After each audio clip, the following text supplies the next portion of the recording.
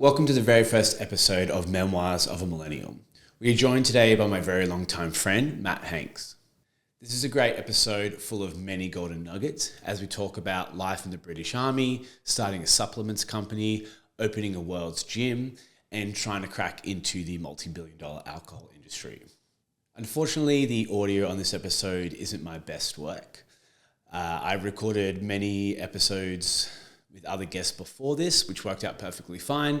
But true to entrepreneurial life, for some reason, the microphone input audio on this episode decided to increase itself. So the original audio sounded like we were yelling at each other. I've scrubbed it up and I've cleaned it as much as I can. I didn't want to redo the episode as I felt it would do it injustice because it felt like we'd be repeating the conversation. So I've cleaned it up and it's definitely listenable, but it's just not my greatest work. So sit down, there's plenty of info in this one, 3 hours worth. So apologies in advance for the audio, but there's some great content in here.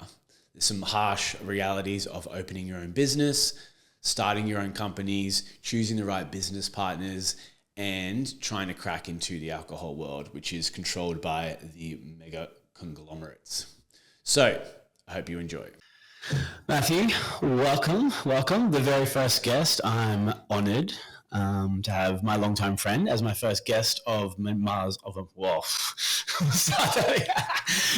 the name of your own podcast on Memoirs of a Millennial. Great start, guys. Welcome. Thanks for coming in. Pleasure. Excellent. All right, so you're from small little English town, Isle of Wight. Island. Yeah, an island, that's right, yeah. What's it like growing up there and then sort of transitioning into the real world from there? I mean, it is a real world, but almost not. From a one-horse town to to the army and stuff like that. Like what's that transition? What's it like growing up there, and then how did you end up in the army? Well, Isle of Wight, I was actually born in London, but really young. I think I was like 2 years old, something like that. I was preschool. Moved to Isle of Wight. And then we moved from little town to littler town to village to hamlet on the Isle of Wight. So not only was it a small place, like a low population place, it was a low population place inside a low population place. So like the majority of my childhood was actually in Bryston and then just down the road from that. And I think there's 5 houses where my mum lives and where I had to live. So it was a lot of like athleticism to see your friends. So it would be like, 20-minute bike ride here.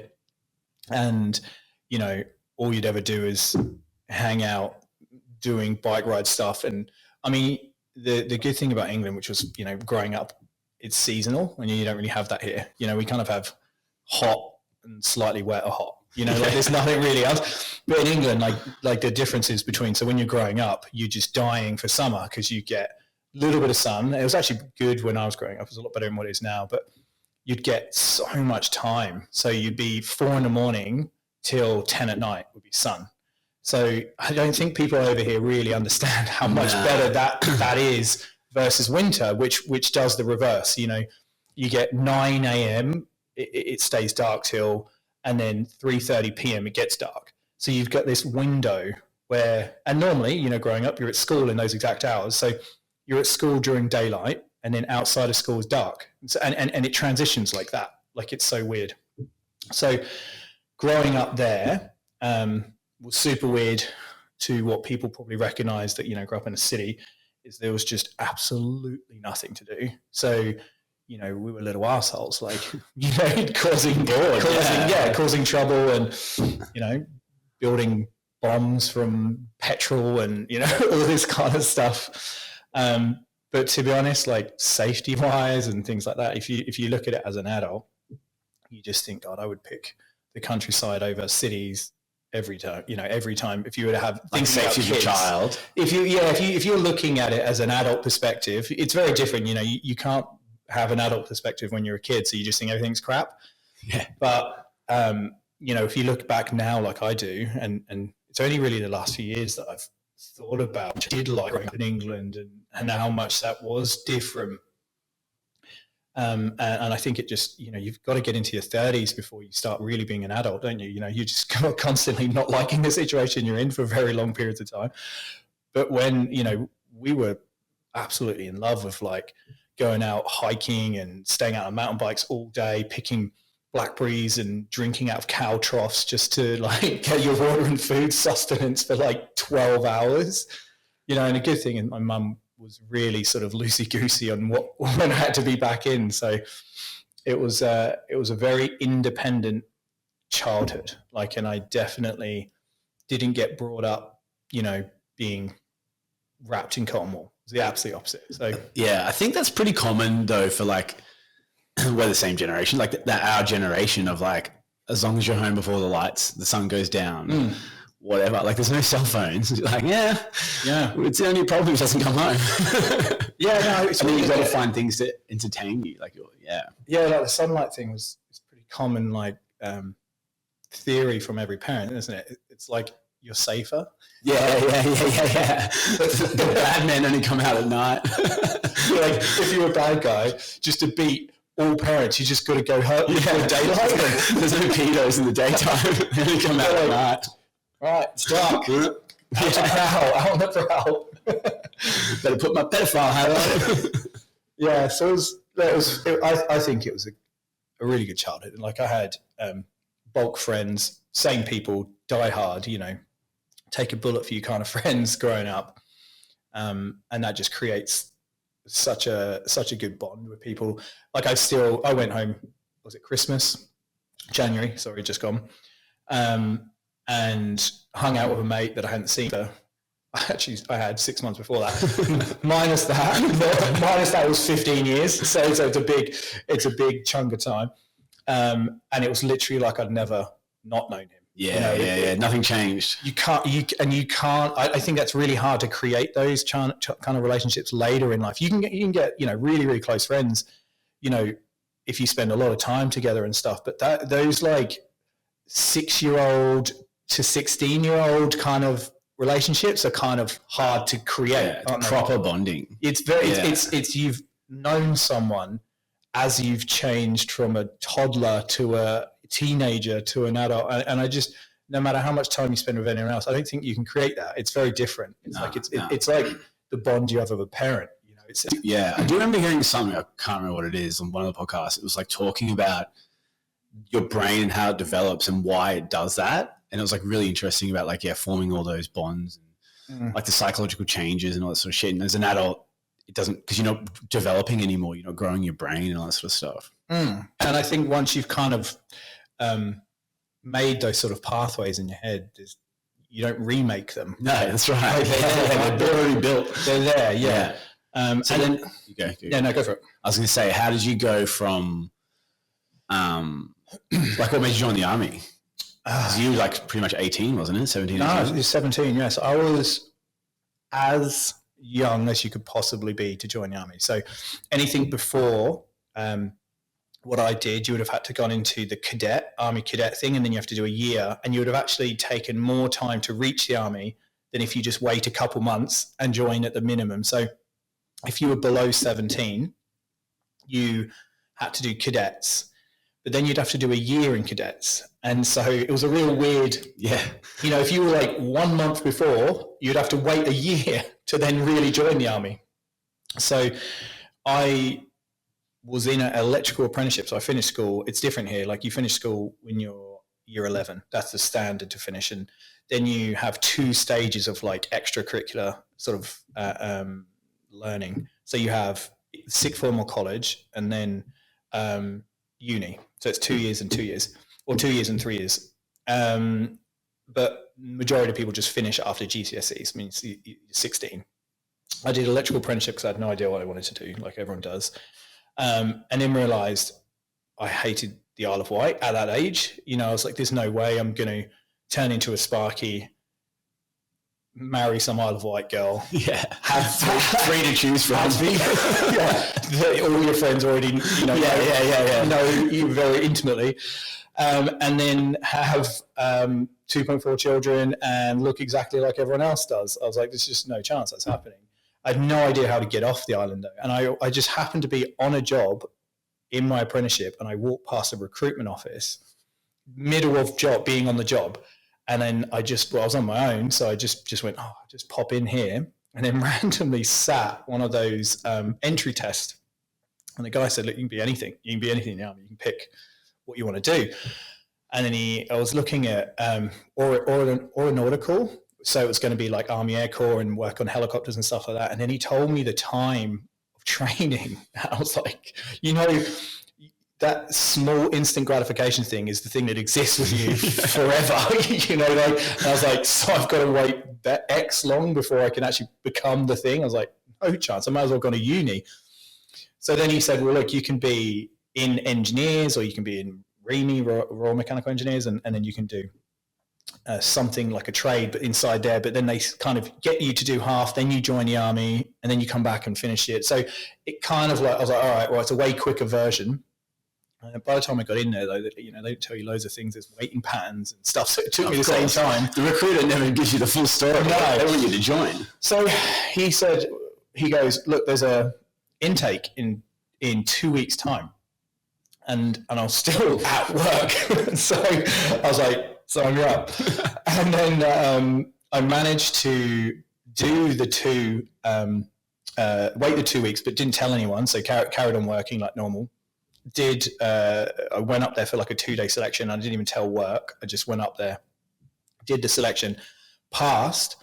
And then they actually said, look, you've got 2 options. You're just old enough to get in the next intake. Because it was April was my birthday and I turned 17. And then May the 4th was when I actually joined the army. So I was only a month past the 17th birthday. And he said, look, the beginning of your basic training can either be here, or you can wait another 9 months and join the next intake. And I was like, nah, take it. So I had to go home, quit, like wait a week, pack my bag, and then just leave. So it was this like massively like, just do it, because I want to get off the island. I don't even give a shit how I get off the island. I know I didn't want to be in the army either. Like that was just, my brother was in the army and all the shit stories he used to say. So I was like, but in terms of me not waiting to decide to do something, it was so quick. So it was like this, shit, I'm in the army. Yeah. Like it was so quick. Within the space of 6 weeks from me just walking into the recruitment office, 6 weeks later, I was in the army. And so I was like, shit, whether I want it or not, this is happening. Yeah, you're in now. It's now. And so, so six weeks later in the army, and then it's just basic training. So the same thing that everyone in the army does. It's not specific to your trade or anything like that. You just get treated like shit for 12 weeks. One of us. Yeah. And I mean, that was awesome. I remember we were the first, they had a thing called, we were in a platoon called Tobruk, and they name all the platoons and stuff and the squads that go through have got names of ex-wars. So they've got like Tobruk was a very famous place where they had a massive war scene. And so that was used as our name. And we were an incident happened with our group, which has never happened in the British Army's history. So we got quite famous. We're in the papers and everything. We're in the middle of our training. I think it was like 1 week before we passed out. So it would have been like week 11. And you're not allowed to leave camp. You're not allowed to do, you're basically a prisoner for 12 weeks. And we all snuck out. There was 30 of us, I think. We all unit. Yeah, literally. I think there was 4 people, which is what's so funny because we were like putting so much shade on them for not coming out. And it's funny how it worked out. So we all sort of were a rowdy group, and we all went out on the piss, like all 30 of us, and I don't know how we even got out because it's like a locked camp. I've got no idea how we were. Did we jump at the fence? I can't remember that sort of bit. But because we were so quiet that night, our room, the like local sergeant or corporal that's checking on everyone came around. It's like, these guys are normally the worst, And so lights out of 10. It's supposed to be quiet, and they're usually like, shut the fuck up, like trying to keep you quiet. And then we were nothing. It was just ghost town. So they were like, this is something red flags going on here. So they went up and checked on us, and we were not there. And there was 4 people left in the room. It was 4 or 5 people. So anyway, they all the others obviously snitched on us and said that we just got out of it. So they didn't do anything there and then. We came back in at 3-4 a.m. absolutely done as you do it. Christ, I wasn't even 18. Yeah, it's not even illegal. It's even worse. And so we came back in the next morning. They lined us all up. We were all hungover and everything, thinking, we'll probably get away with this. We didn't get away with anything. And they were like, we don't know what to do. We're like, normally, if this was one of you, you'd be kicked out and you wouldn't be joining the army. But they're like, it's 30. So we're like, they're like, we can't kick 30 people out. That would have just failed the whole wasted all that money, all that time. We wouldn't have anyone passing out, which is what you do at the end. And we don't know what doing crappy tasks and stuff like that until they figured out. And they ended up delaying us a week and just did a week of the worst treatment that they could possibly do to you. And it was one of the funniest things was actually watching those 4 pass out on their own. So like the end celebration, your family, you had to cancel all our families coming down. Everyone had to cancel everything. So all 30 of us had to ring our parents and say, you've got to cancel your accommodation. You've got to, because it was only a week away from finishing. Yeah. And they ended up making us watch the 4 passing out and being like, that's clearly meant to be you. And these tiny, because they're all done in squadrons. So they had squadron of 35, squadron of 35, squadron of this, squadron of 4. And it was like Tobruk. And then we had this whole thing. It was like free the Tobruk 30 or something. They went into the papers, went to newspapers and everything, because we got put on cleaning duties. They were like making us clean all these staircases and brass handles and brass banisters with toothbrushes. Classic. And taking photos and doing PT 3 times a day, like killing us. And then we had to guard couches in fields all 24 hours. So it's an empty couch. But the funny thing was they actually had this massive fun fair that come in to celebrate one of the passing out. This huge fun fair. And we were like rookies. You're making us hang out in an empty fun fair. So we were turning all these machines on, and they were like, "We can't stop you fucking up." It's like we're just idiots. They're children. Like you're not even 18. Like what are their things going to happen? That's it. I think I was the only person under 18, but everyone else is still like 18, 19, 18 to 21. Yeah. There was very few people older than 21. And so we were just like, we created, because they were like, this is the first time in history that we've held back a whole squadron and not knowing what to do with you. You've like out chess moved us. We're like, we can't do what we want to do. Yeah, that's awesome. Yeah, I mean, we won't go through them all, but obviously being your friend, there's been a billion army stories. I think that kind of sets the tone for like the next 7 years or whatever it was of your British Army life of like through years like that. Yeah.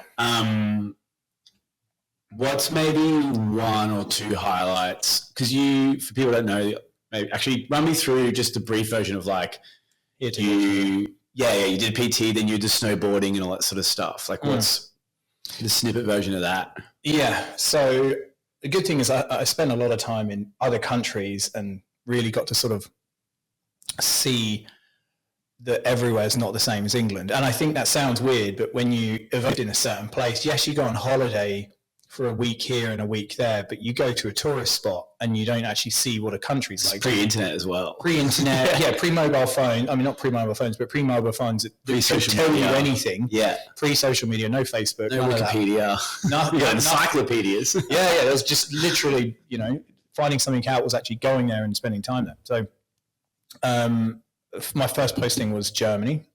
So I spent 4 years in Germany, but inside even being in Germany, I spent 2 years away on tour. So it'd be Canada, Iraq, nearly a year in Iraq by the end of it. And Canada was amazing. It was beautiful. And this whole time though, I knew I hated the army, and I knew it was just full of bullied kids and people that couldn't get jobs in the real world. I mean, there would be a lot of people that would hate hearing that, but there is a mass majority of people that is really no different to any other government job. Once you're in, you're kind of in, and there's very few things that you can do that will get you out. Very bad. You have to be a bad guy. You've got to be, and a lot of that is like you've got to really be some sort of drug.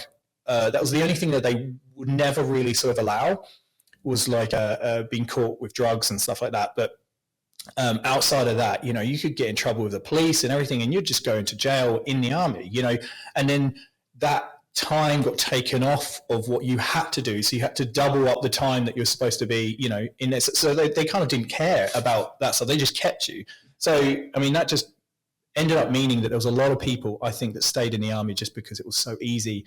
They basically, do all your washing for you, give you food every day. They really mother you, like, in that place. And, I hated it because I was very independent, and that was something that I hated. Everyone above you, you kind of had a bit of a complex about, because they just were dumb, or you knew you could do something better than they could, and that's another repeated authority complex. Yeah, and that's another repeated thing forever, that I feel like I'm smarter than the person above me.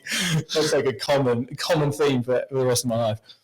So I went to Germany, Canada, and inside that time I was in Canada and Iraq, and then I kind of knew that I was trying to transition to leave. So I focused on, so I was a mechanic that whole time, a diesel fitter. And then I got my PT inside the army, so PTI, they call it there in the army. So I did that probably the last 3 years, and moved to the UK. And pretty much the only real time that I spent doing a PT was all in the UK. So North England, which was actually really cool, being because I never really spent any time in North England, and it's like two different countries. Like north of England, south of England, very different. Like bars, social scene, people, the way they are, very different. And then,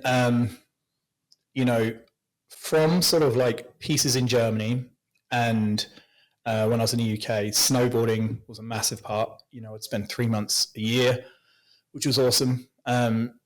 Getting sponsored to snowboard and paid by the army was dreamy. And I knew that wouldn't last. So I was always thinking about, all right, they pretty much carrot everyone. If they like you and you sort of were hinting that you're wanting to get out, they carrot you with good things. If they don't like you, they just treat you like crap, and you get out. Stay as a private. They don't care. Yeah, but if they have any sort of like, oh, we want to keep this one in, they'll keep carroting you to go to a better place, or to, if you're bored here, we can attach you here, and So I was like, look, kind of as if I was going to stay, and they gave me this amazing posting. For my last posting was in the UK as a PTI for a basic training camp. But the basic training camp was actually for TA, so Territorial Army, which is the same as reserves here. Oh, okay, yeah. So not only was I a PTI on a camp, I got to run it and program it, and head of adventure training, and it was only for temporary people in the army. So it was the most cruisy, laid back. No one really looked at what you were doing because, to be honest, they didn't care. Like, because you were sort of training people that weren't really in the army. They were doctors and nurses. So if a war comes up, did they get the call up? Yeah, and they're really just support. I mean, they did a fair bit when it was in Iraq. There was a lot of TA that kind of went there and filled up the numbers that we were lacking. And Afghan, there would have been the same as well. But the premise was really like, oh, you're not really in the army. That was kind of how it was seen by everyone else. So I don't think there was much weight behind like the roles that we had, and it seemed like everyone that was sort of a trainer there was just like loving it, because it wasn't really like you're in the army. Yeah. And obviously all the trainers though were full-time army, like the same as me. So it's like having a break from the army, which is what everyone kind of loved. It's like army retirement. Yeah. If you wanted to, just have a cruisy couple of years, this was something that was what everyone wanted, but no one really even knew this thing existed. Like it was just really cool. But I said, you finish the army, you got to do 12 months notice, which is quite a long time. So in that posting, I did my sign off, which then gave me 12 months the best job you could possibly have in the army. It was so crazy. And I remember that was the sort of transition to when I had no idea what I was going to do. And that whole time was like, am I now going to go back to being the electrician on the Isle of Wight? Have I just delayed the inevitable? Have I seen the world? Yeah, and I think it was about 7 years I was in the army. So I was about 24, something like that. And I was like, all right, well, now I'm back to exactly where I was 7 years ago. What have I got to do to not make that thing that I don't want to happen?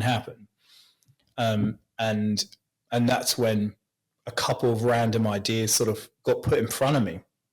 And they were like, go to Africa working in a diamond mine, or this random country, Australia, Brisbane, that I have no idea about, working for a support workshop for mining equipment.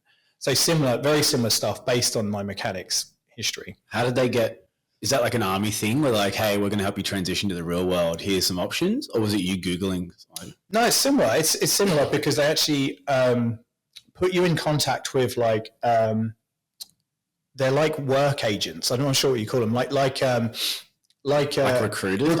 HR. Yeah. Like recruiting agencies, and they specialize in positioning you in so people with specific skills would get positioned in other countries, and because then they were like specializing in visas, and they're probably taking snipes of everything. Of course. You have no idea. At the time, you're just like, oh, it costs $3,000, does it? Great.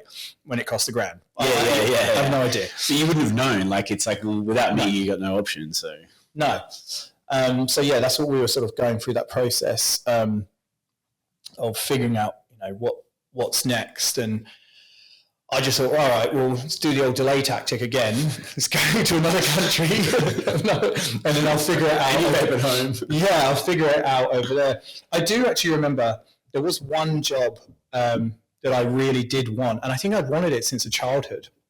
It was a fiery, but there was like in the UK, it was, especially if you were trying to get it in London, like Metropolitan, it was like someone had to die for you to go in. It was one of those sort of positions. But I remember having my friend that had got into the fireys, he showed me his intake thing. And one of the hardest things to actually get past was the intake psych doc. And essentially, if you were really good, you knew that you would do well in person, but you couldn't even get to that stage. Like, no one could. Like, they have this, 100-page doc, and it's all about wording things in a specific way. If you don't know the rules to what they're looking for, you could say the best history, and you didn't say we when you should have said I, and then you said I when you should have said we. It was like, because I did this and I gave it to him, this guy called Chris Cowan, and he's like, nah, you've just got to change all of this. He goes like, the content's great, but the way in which you're talking, they're really looking for specific things, and you've got to talk around teamwork, and you've got to but then there's got to be specific natures, points of like leadership. So then you've got to talk around eyes, and he goes, it's so picky. He says, I had a ex fire chief or whatever, top guy, tell him how to do it. So then I used his doc and I pretty much copied it. Yeah. Copied it. Like, pretty much copied it. Even some of his stories I use, I'm like, that's well better than mine. And so, so I ended up putting that in. This is in the sort of 6-month gap that I had after I left the army, and probably not 6 months, maybe 3 months.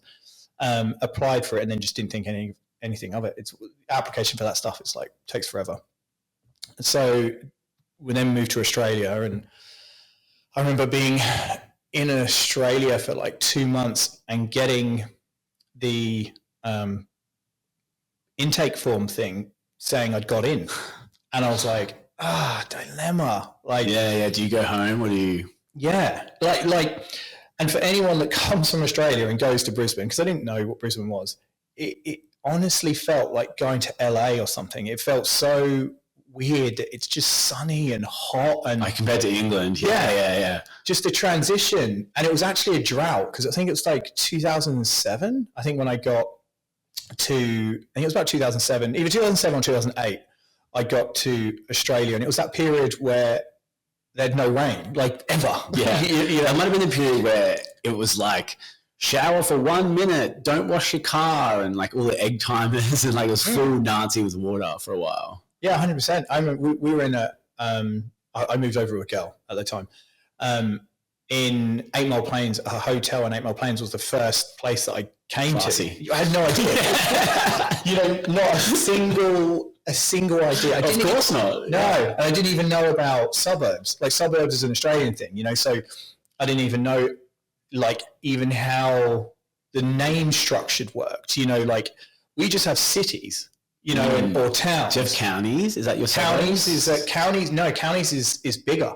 Like so BCC. Counties is like almost like what a state is. Oh, right. So Hampshire would have Portsmouth, Southampton, Reading. It's all in one county of Hampshire, and but no one really uses it. It's one of those things that it's like an old school thing. It's divided, and it's a collection of cities and hamlets and whatever inside one thing. It's not on a map. It's not. Oh, yeah. Like, it's not part of a map. Like, on a map, you still just have roads, cities, towns, villages. Like, it's nothing else. So, coming over to Australia, like, I had no idea about the structure of anything and whatever. And having, first come to here, then I get I think it was literally weeks after being here. It was very, very quick, because I remember my mum saying, "Oh, you got a letter of acceptance." I was like, "No way."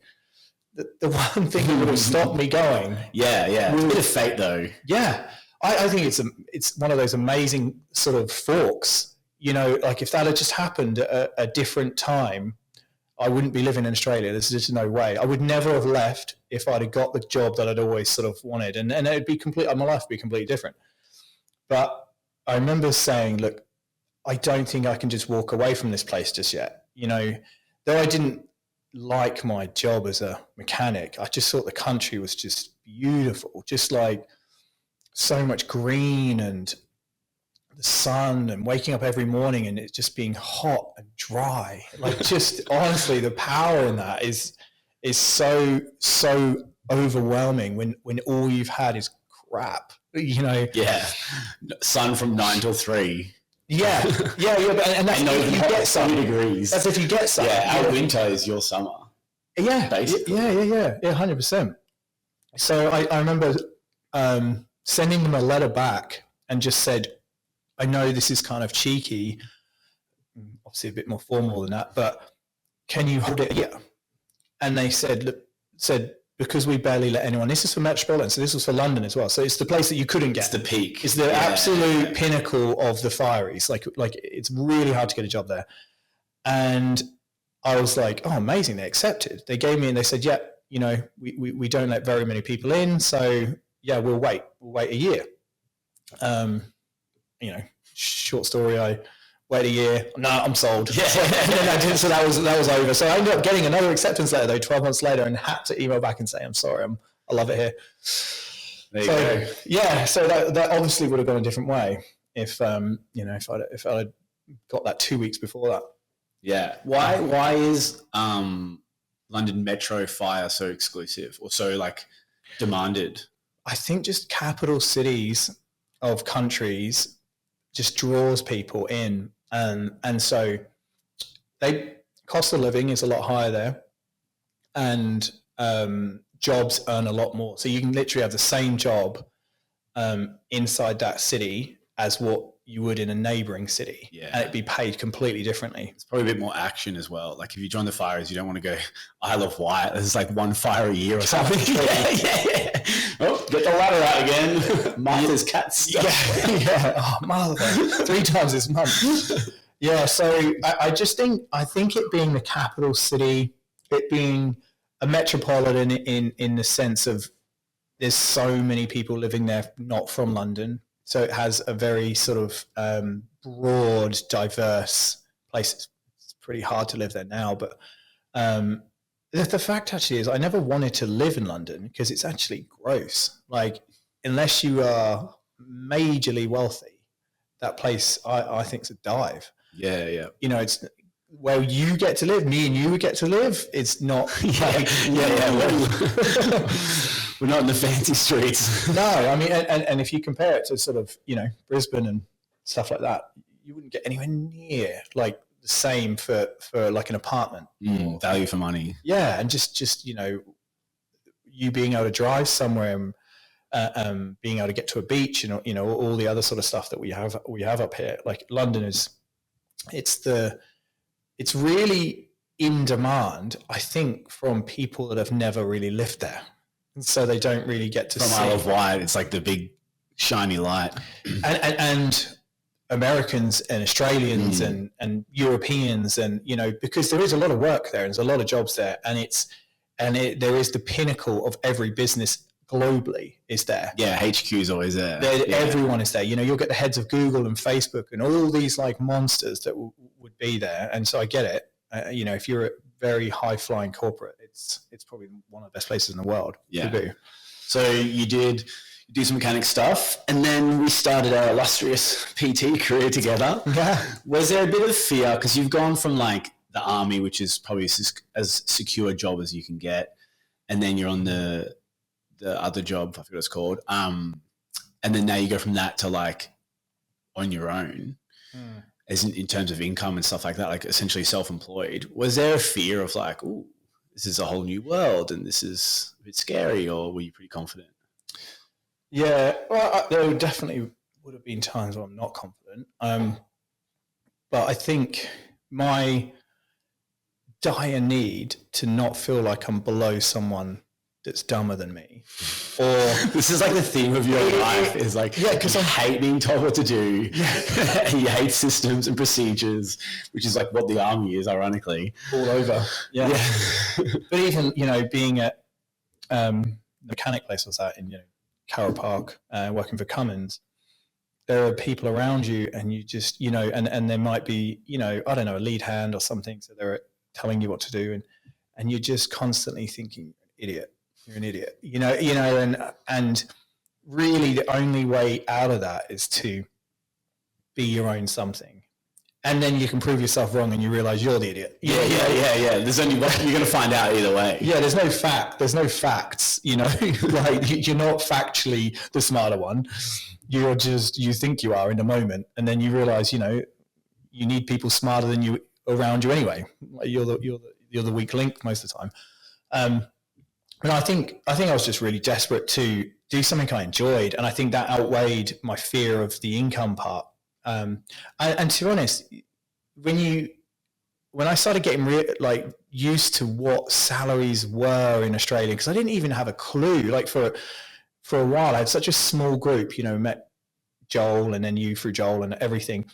Everyone was kind of earning the same amount of money, and I wasn't sort of thinking money wise, like, because I didn't really think about earning more money. It was never really a major component. It was like I didn't like having to turn up to the same place at the same time, being around people I didn't like, and I thought, God, I could change that so easily by being a PT. And I know I've got a history of being a PT, so I know doing it isn't very difficult. And I think, you know, at the time I remember thinking the amount of people that you see that are PTs, and you're like, I can definitely do it. I can definitely do it. You're done. Oh, there's some, yeah. Well, you see people being, well, you do from the outside, you know if it's true or not, but that they're doing okay and they're doing well. And you look at them and you go, really? Well, I feel like I could do really okay. Yeah. You just have that, you always have a, you know, I think I'm changing a bit growing up now, but you look at something and then you weigh yourself against it. If they can do it, I can do it. If they can do it, I can do it. Yeah. Like, you know, you rank, you're like, oh, well, I'm the same as them or better or whatever it is. Or you look at a scientist, you go, yeah, not for me. Yeah. You know, like, you know where you sit. Yeah, 100%. Like, I don't look at a doctor and go, I could do that. Yeah. I don't look at, you know, lawyers, doctors, like all these things. I definitely know I'm not them and I'm not that. But I do know that I can be talk and I can have people like me. And I feel like you've had enough experience of being in a room and holding a conversation and having someone really listen to you. And so you go, well, that's really all PTing is. Like, and I had a bit of experience with it before. I know the army was slightly different because it was kind of like, it's very, you had to kind of taper back on the drill sergeant, the drill sergeant nature of it. But yeah, we both ended up in Fitness First. We literally down the road, didn't we? So you in one and I was in the other. Yeah. I think people don't know as well, like every man and his dog is a PT these days, but the success rate of a PT in their first year is like 75-80% failure. It's like 1 in 4 actually make it past the first year. I think that's where a lot of that, like, oh, you're a PT? I can see that comes from, because like they are a PT, but they don't last. Like, how much turnover did we have? Like, because I think I'm still a PT now technically, but like we were at Fitness First like 5-6 years or something. Or you were making. I was way less. Yeah, I ended up only doing a year. Was it that quick? Yeah, I did no renewals. So I really wish I didn't do that. That was like an idiot move where you jump away from having good finances, earning enough money and then deep diving yourself into something before you know it can even earn you. So like looking back, I 100% should have just PT'd while you built the gym. Yeah, so I should have PT'd all the way up until I really couldn't anymore. And it, because it took 18 months or something, like close to 18 months for that gym to open. I think it was like November to July the following year is before it opened. So so I remember like putting in my saying I'm quitting and not wanting to renew because they were doing 12-month contracts. Remember they moved and you needed 3 months notice and stuff. They kind of changed the format of the PTing, the rent structure stuff. And I was like, yeah, there's no way I'm doing that. I'm now an owner of a gym, and the reality was I still didn't earn money even when it opened, and I was borrowing money off my auntie in the UK and, just begging for money in any which way I could and loaning and all this sort of stuff up to a year after it was running. I think it took a year of it operating before I even took a salary. So that was 2.5 years I would have had to have done with no salary. Yeah, you could have easily made your 80 to 100K. I could have just carried on going.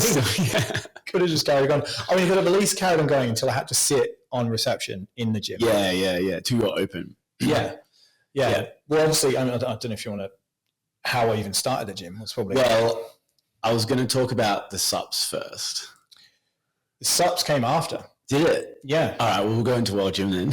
Yeah. I was Ron and Soph and stuff. Yeah, because I actually went and worked in a SUP store pre the gym. That's right. But only because I knew that I was starting the gym, and I knew that we would have a SUP store inside the gym, and I had no idea about protein and creatine and L-carnitine, all the stuff that they sell by bulk in these places, like pre-workouts and intras and all this sort of stuff. I knew nothing about that. So I was like, oh, how am I going to run a shop essentially in a gym? And I literally don't know the difference between a pre-workout and an intra-workout. I have no idea what they do. So I was like, I need to deep end myself. So I remember going and getting a job for Muscle Coach. Yeah. And then working, and that's where I met Ron. Yeah, okay, I have my timelines mixed up. All right, well, let's pause the SUPs bit. Yeah. So, yeah, I think it's definitely an interesting story of how you actually did it. So do you want to run us through how you went from like Fitness First PT to opening a world gym? I think it was a bit of a luck as well as a determination.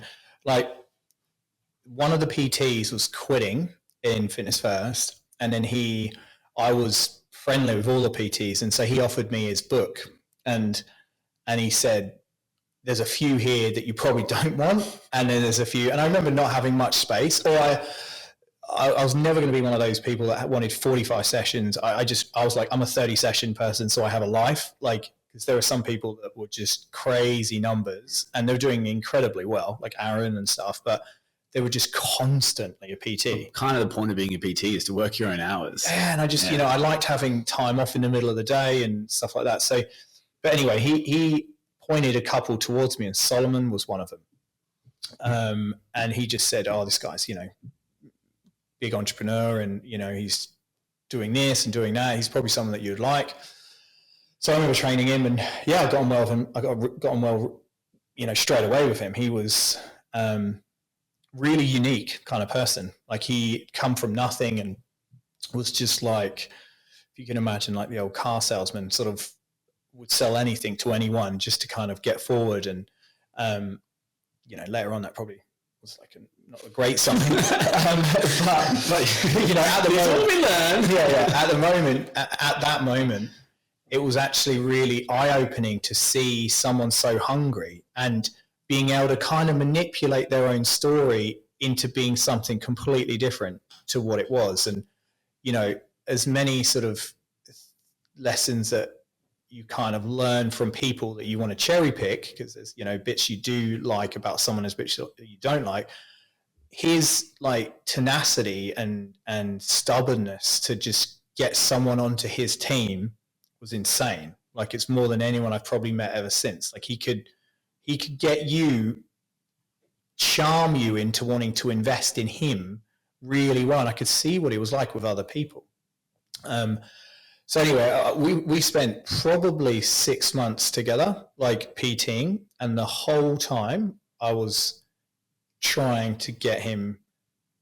It wasn't even a gym to start with. I was just trying to get something with him. You wanted to be in that world. I wanted to be in that world, and I really realized, I think that's the first time that I felt a bit of an entrepreneurial kind of like punch, and I was like, oh, I could do this. Like this, I don't really care what it is. I probably should stick to the same thing I'm doing because I kind of know it now. I've got a bit of experience. But that was the very first time I think I really felt I need to do something bigger than what I'm currently doing, get away from the current thing that I'm doing. So we eventually started talking about, what about a gym? Do you want to do your own one? And, and then I think I remember lying and saying I'd manage gyms and stuff like that. And I was like, who's the car salesman? Yeah. No, I remember saying the things I knew he wanted to hear and stuff like this. But, he probably saw through that instantly. I was like, yeah, of course you were. You're using each other. Yeah, exactly. He needed someone to run it. And he thought it was, because I explained to him, oh man, this country's missing a certain type of gym that I think will do really well. And it ended up being like some of the gyms that I saw in the US, and I really like these big box, really gym equipment heavy things, and I started putting that across to him. And then I remember World Gym came up, and at that point there was like 3 or 4. I think there was only one in Sydney, Ashmore, which was John Davies, and then I think the Logan one, and his was the one before me, that Springwood one.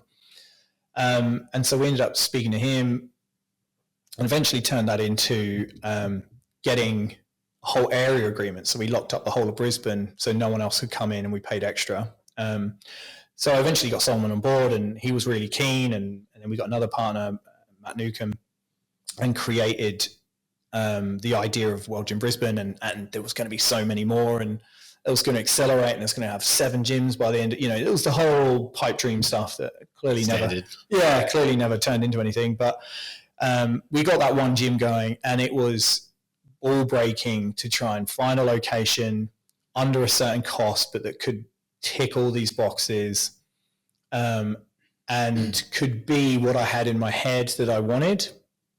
And at that moment, I really got to see where money is everything, and the person that brings in the money is everything. Yeah. And as much as you think an idea is something, it's really nothing if you can't turn it into something. And generally, the only way that you can turn an idea into something is money. Unless you're some sort of software developer and it's just raw talent that brings you a product, everything else costs you something.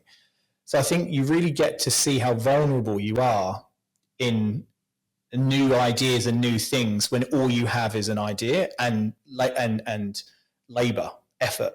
You really realize that you're the smallest piece of that pie. You learn your place. You do. And again, you then kind of become a servant to the master again without even realizing it. You're like, oh, I own this thing, but it's the smaller share, which means I really own nothing. I don't own lead shares in anything. So if someone wants to change their mind on what they want to happen, your ideas no longer matter. Yeah. Your little percentage is insignificant. Yeah. And I never got to, previous to that, I didn't know what shareholder agreements were. I didn't know what contracts were at all. Even a contract, I had no idea, like, you know, that you could be contracted into things that was so punishing, you know. So I really got a crash course in the sort of negative side of things like contracts and loan agreements and all this sort of stuff. Just business, yeah. Just that you're a pawn in a very big game, you know, and unless you dictate that game, you realize that you're nothing, like absolutely nothing, and you're there for sweat. You know, that's you. That's something that I learned. Like, it's funny because you PT and you're like, oh, I've been doing this forever. I know this. I'm crushing it. Look at the money I'm making. And then you're like, I know this. And you go to open a gym.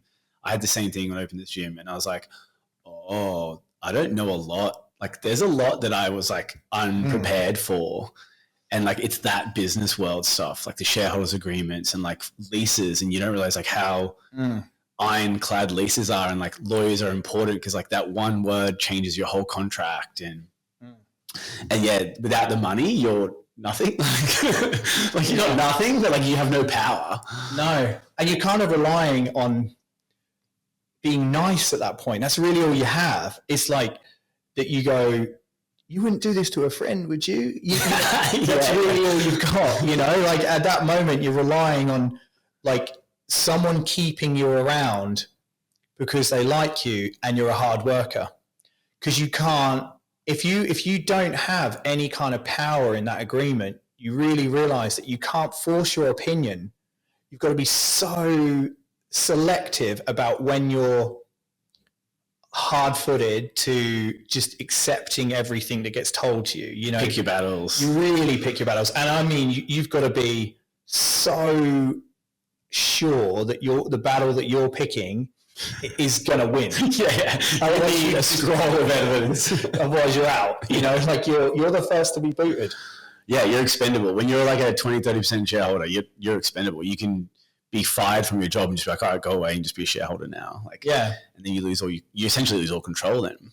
Yeah. And you know, you're relying on really not them being lazy, but like in that, let's just say that position I was in with those people around me, you're relying on knowing that you're the hard worker and them recognizing that you're the hard worker and they're making money from you being a hard worker. Yeah. So, you know, as much as they do have the power to flick you and to get rid of you or to put yourself in a position where you can't win or whatever, because they can't get rid of your shares or anything like that, but you can make companies not earn money easy. But then you fuck yourself over. But then you ruin it.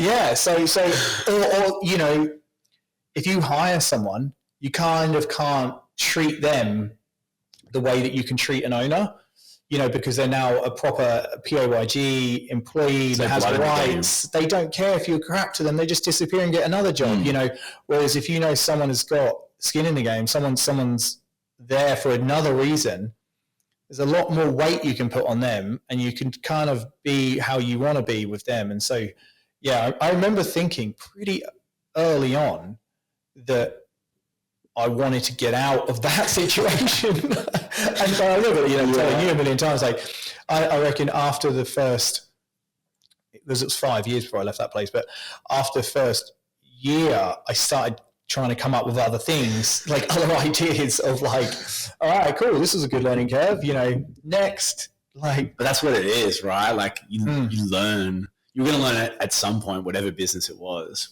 Yeah. Yeah, it's interesting. Yeah, so you did run us through maybe some of the big learning curves in opening the gym. Like, obviously we kind of touched on broader subjects, but like finding the right property, then realizing, oh, it's like $2 million to build this gym. And then, oh, I shouldn't have quit PT because it's 2 years before it to build and stuff like that. Yeah, it's definitely more patience because you're trying to find this thing that ticks as many boxes as you can, and you, like, you'll know when you're going around to different places, someone's really good for this and really crap for this, and so you've got to constantly weigh up what has more ticks and what are the most important ticks to have. You know, is it the location? Are you on a really busy road, or are you in a high foot traffic area, or are you You know, do you have something that is different or unique about the property? So when someone comes in, they get that awe factor, you know, and so we were trying to come up with things that then have as many of those as you can, but then the price ticket that doesn't apply to any of those. Never does. So you go, all right, my budget is A, but I want Z. You know, all right, we're going to have to settle with K. You know, because that's you kind of meeting in the middle. So we found out pretty quickly, okay, it's going to be an industrial estate, and because anywhere in retail, commercial, stuff like that, you just wouldn't be able to afford. And to be honest, they didn't like loud things, you know. No. So when you put yourself, so that's why I think it's really hard for gyms in like Newstead and all this, is that you're very little to pick that suits you. There's very little sort of choice. But in industrial areas, there's a million things that can suit you. But then you might suffer from quality, and you might suffer from like building quality, and you also might suffer from traffic, where, you know, you want a lot of traffic and you want it to come in a certain way, because there's a few rules about gyms. You want to be like heavy residential areas, so you can be like a good suburb gym, so pre-work, post-work, or you want to be on a high traffic route going to work, you know. And so we ended up finding that place in Yurongpili, which has Maruka Mile, you know, Ipswich Road, which is just, it's a main thoroughfare. It's huge, isn't it? Like the amount of cars that go through that, it's like the third busiest road or fourth busiest road in Brisbane. It's like it's a nightmare in big car. Yeah, but perfect for gym. Yeah. I'll just sniff off here. Yeah, exactly. And I can pretty much see it. And I remember I had a lot of clients that would not actually live near the gym, but they would be going from the city to Ipswich or whatever. And they'd be like, oh, I'll go to the gym on the way because it skips all the peak hour traffic. So I'd come do PT, skip the traffic, and then drive. Yeah, gives you an hour break. Like yeah. So there's obviously some massive like learning curves that we found in that. I mean, even, you know, Simon was this sort of property guy, and he should have known really some of the things, but you could tell he was kind of new to property and property development and stuff, because there were certain things that came up which almost stopped the gym from ever opening. We knew nothing about DA approval. So like gyms are like one of the worst things to get DA for, because ever since Good Life, I think it was Good Life and Fitness First, kind of wrecked it for everyone. And it was pretty recent before that, where they had no sort of parking regulations, and they used to just ruin local. An one for it. They have like 10 car parks for the gym, and they're 4,000 on the street and in other people's driveways and in front of driveways, and because they're like, oh, I'm here for an hour, it's fine, you know. But that thing ruined and was just getting like dozens of council complaints. So then they put in this 1 per 10 square meter parking allocation thing, which is just impossible. Like, you know, so you got 2,000 members, you got 200 car parks. Like it's you're never going to have it. 200 car parks is a shopping centre. It's so, and if you look at, you know, GI or LI, I think it's LI, light industry or general industry buildings, they had like maybe 10 car parks like along the front of the building or something. So we didn't know about this DA stuff though, previous to opening the gym and getting everything going. And I remember getting a council letter or something really close to opening, and they said, you know, this is a GI building and you need to have sport and rec, and you need to go through this process. And so we were just like, oh no.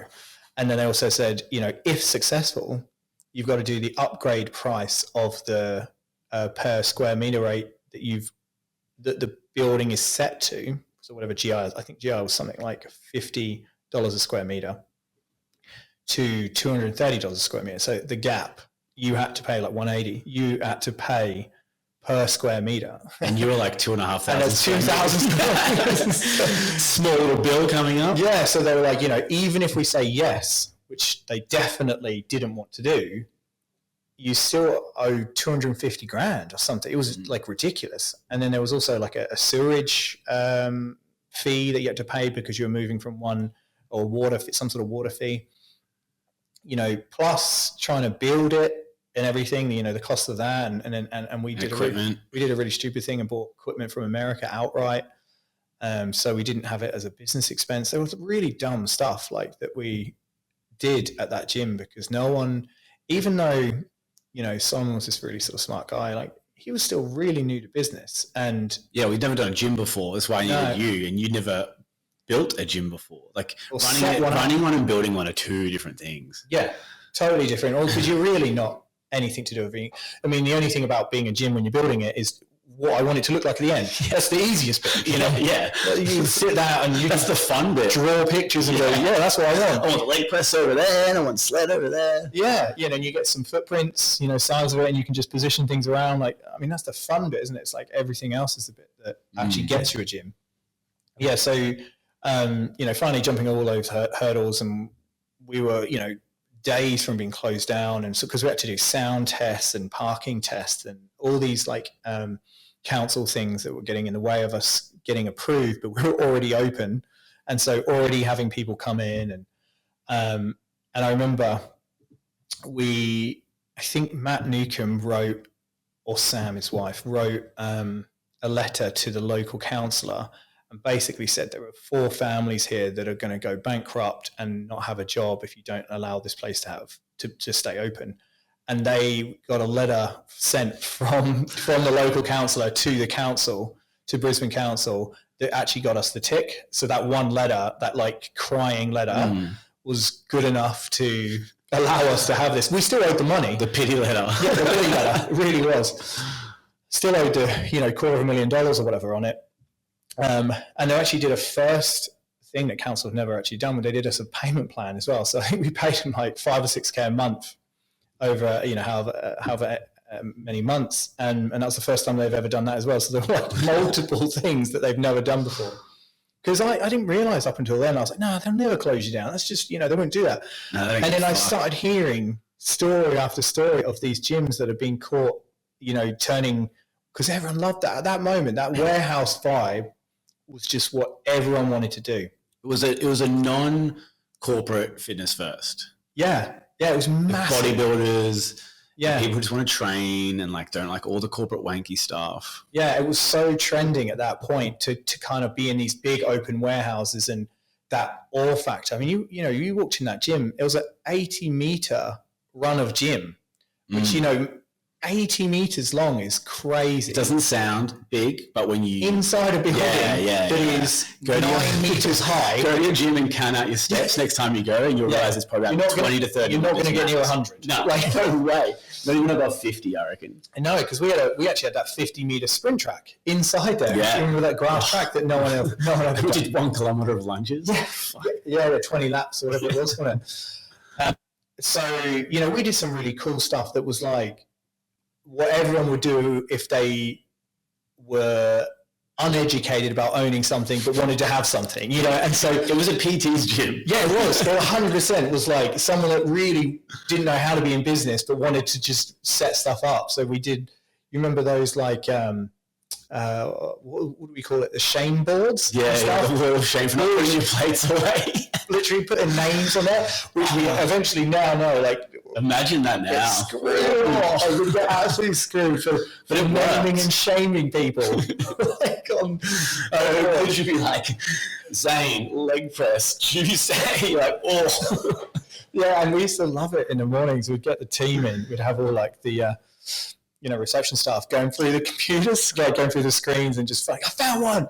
And sometimes it's like you've got to go track 9 hours of footage just to find one person that didn't put a plate back.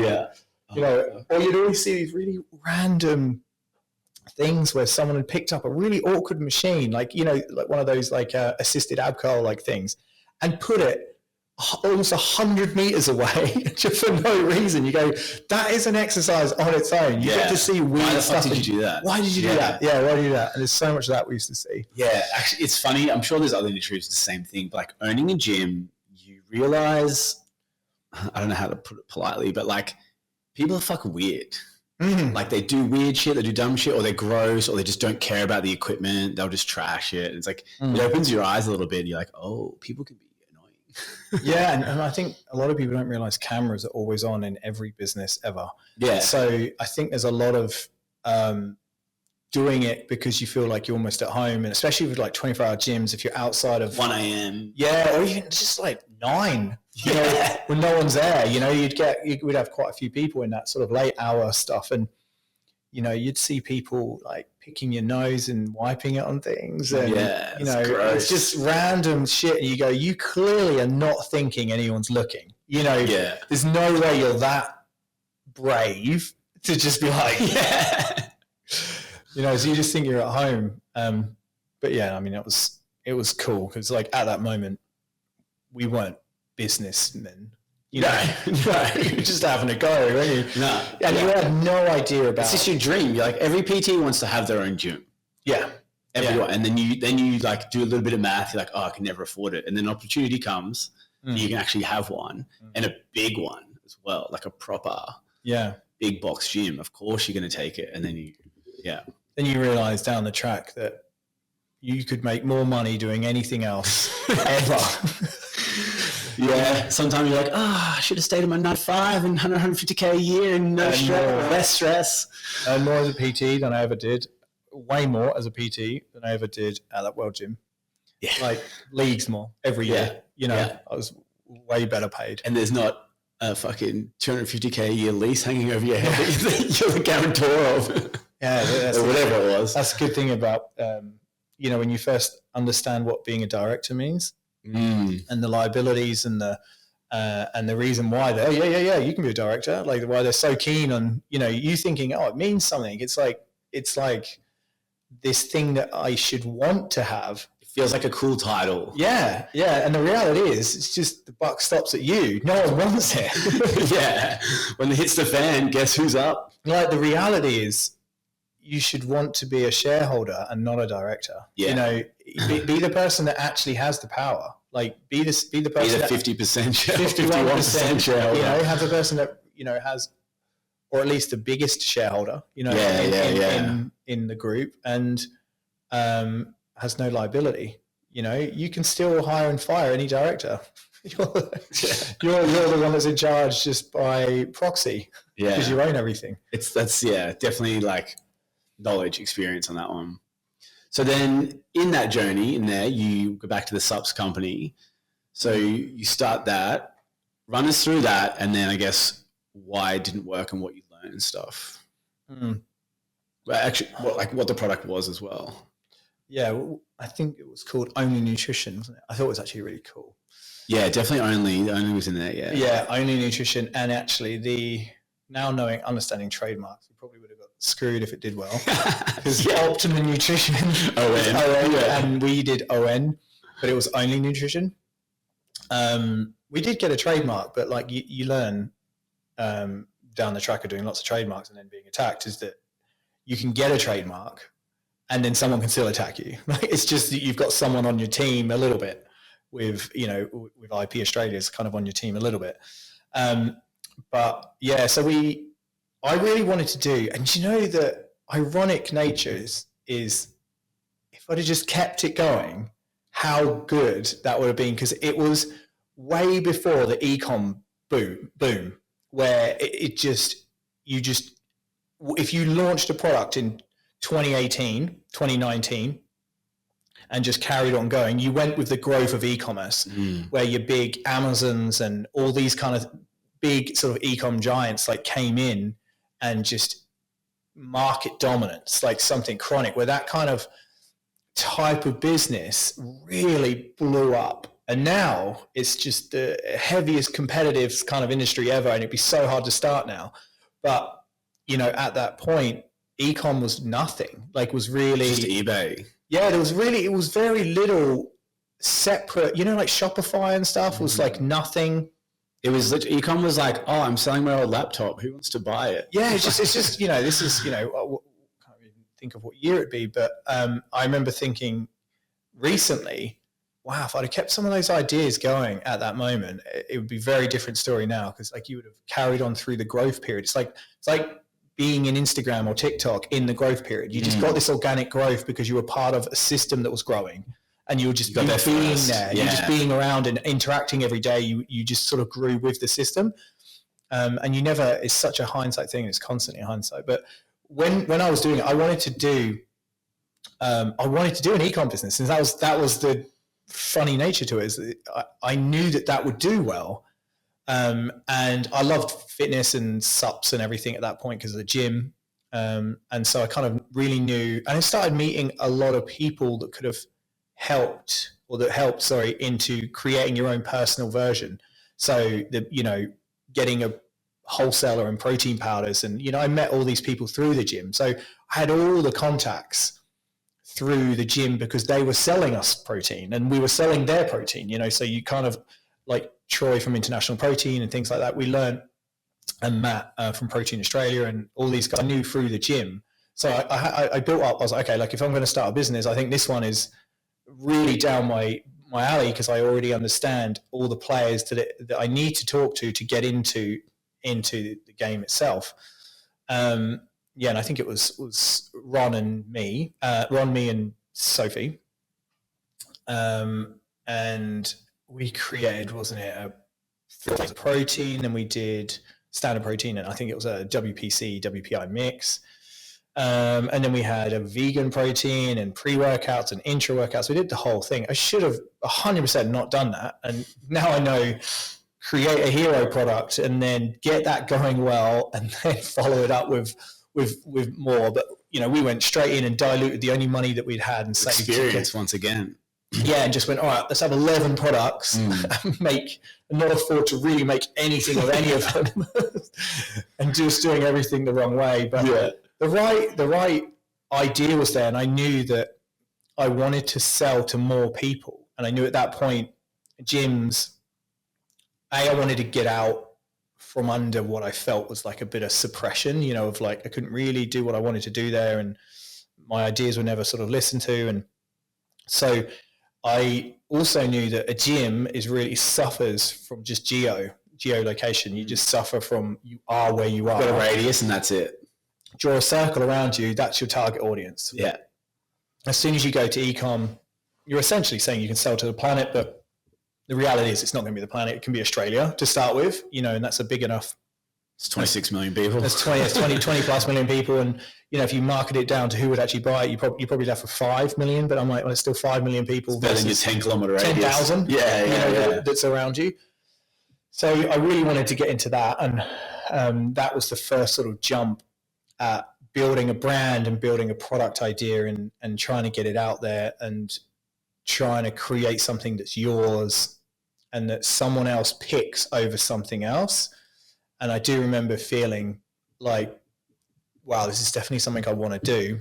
And really, like hindsight, looking back, I definitely should have stuck at it. But I remember funds were just so thin, just didn't have enough money to kind of do any of the stuff that we wanted to do, and couldn't really have, at that point, there was no like Facebook advertising and all this sort of stuff. That kind of, it was just there. Primitive. It was just there, but it was very expensive and not very good. Like it wasn't, so, we were doing ads and stuff, but I remember it being nothing like what it is now, how good Facebook advertising is now, like how, especially this, Advantage Plus, it's new stuff, but like the methods that we could use didn't really give us much returns. And we kind of felt like the growth pattern, it's really naive though. It's actually frustrating because when you think about it, you go, that's exactly how it should have been and how it was always going to be. You just needed to wait,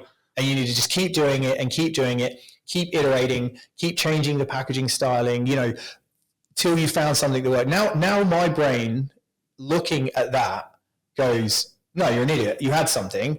And if you'd have just kept on going, it would have turned into something. It really would. But you've had 5-6 years experience now of or more products and production and manufacturing. And the journey it takes to actually turn into something real. Like it's never linear, and it's never something that feels like it's right. You always feel like you can do something better, and it should be looking like this, but it doesn't look like this. So I'm quitting. Yeah. And where's my money? Why am I not successful already? Why? It's been 6 months, mate. Yeah. So I think it got to a point where I was going to have to put more money in myself and everyone was going to have to put more money in himself. Like everyone was sort of no one had any money anyway. No one had any money. We were poor then. We're still poor now. Yeah. Yeah, we had no money. You know, Ron didn't have any money. Sophie didn't want to put any money in. So I think at that point it got a bit like, all right, fuck it. Next idea. You know, I'll focus on the gym again. I'll start up another idea. You know, I've got ideas coming out my wazoo. I'll get someone else on board with my new ideas or whatever. Yeah, so that, you know, there was another 2 versions, wasn't there, of that, which kind of went exactly the same way, and it just carried on going. But yeah, that was a transition of that. So it was just, honestly, it was a really cool brand.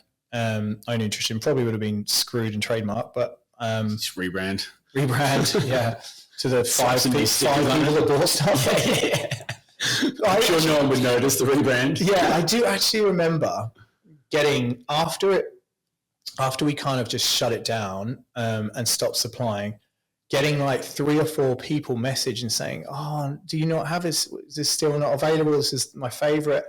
You know, and they were like common customers, and I just remember thinking, "Oh, that hurts." Like, yeah, like, do you have a member base? Yeah, do you have a member base? And they weren't just random sales; they were actually people wanting consistency, picking yours. Which means it's something you created as well. You're like, "Oh, they want my thing."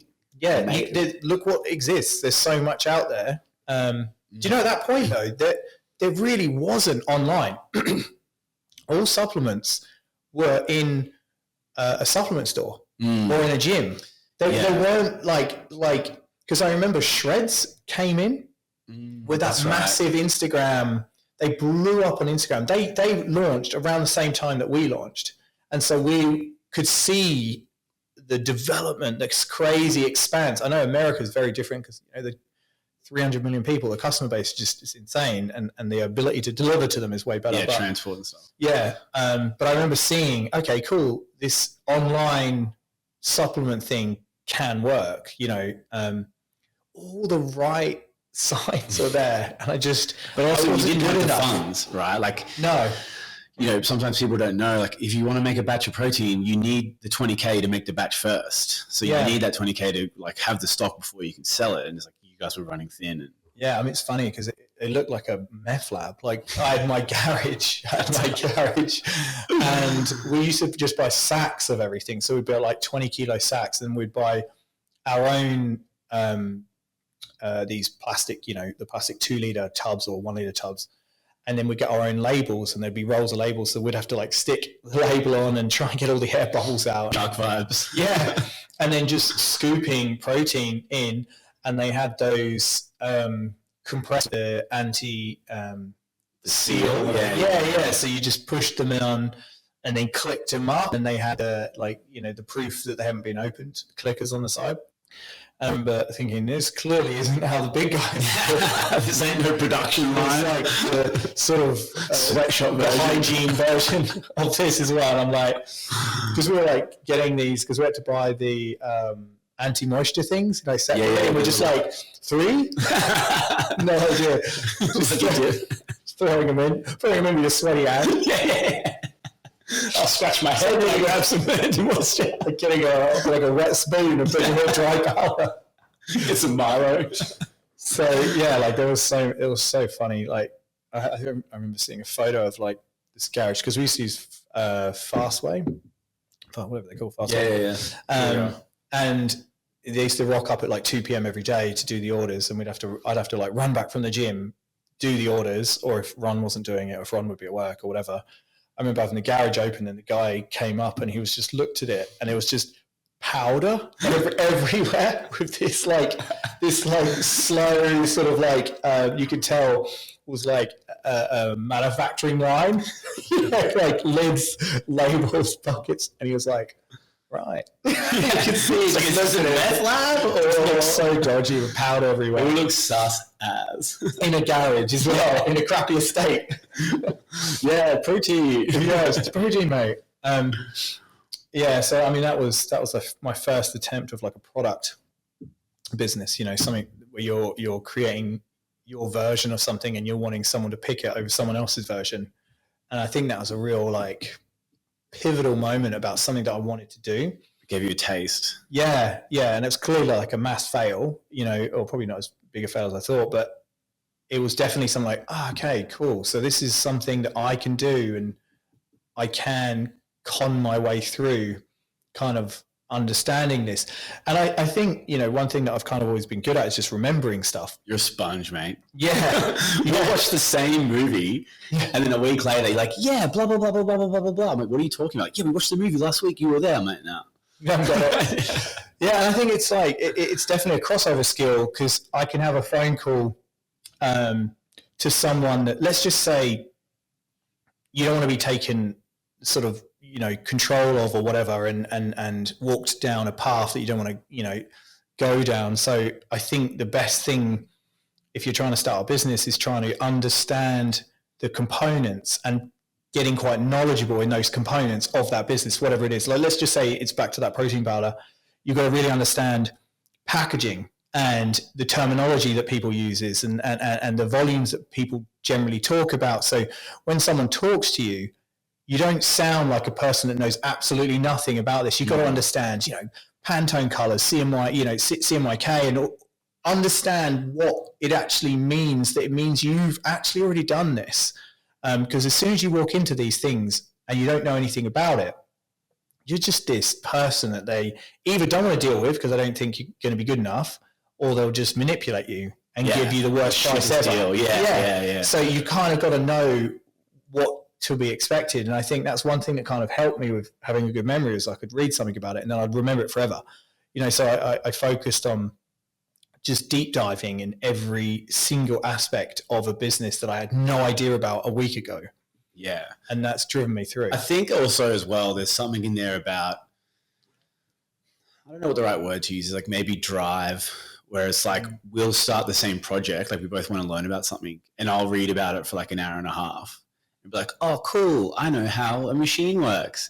And then you'll read about it for 3 days and be like, oh, well, this bolt is the C67 bolt. And you're like, oh, you went way deeper than I did.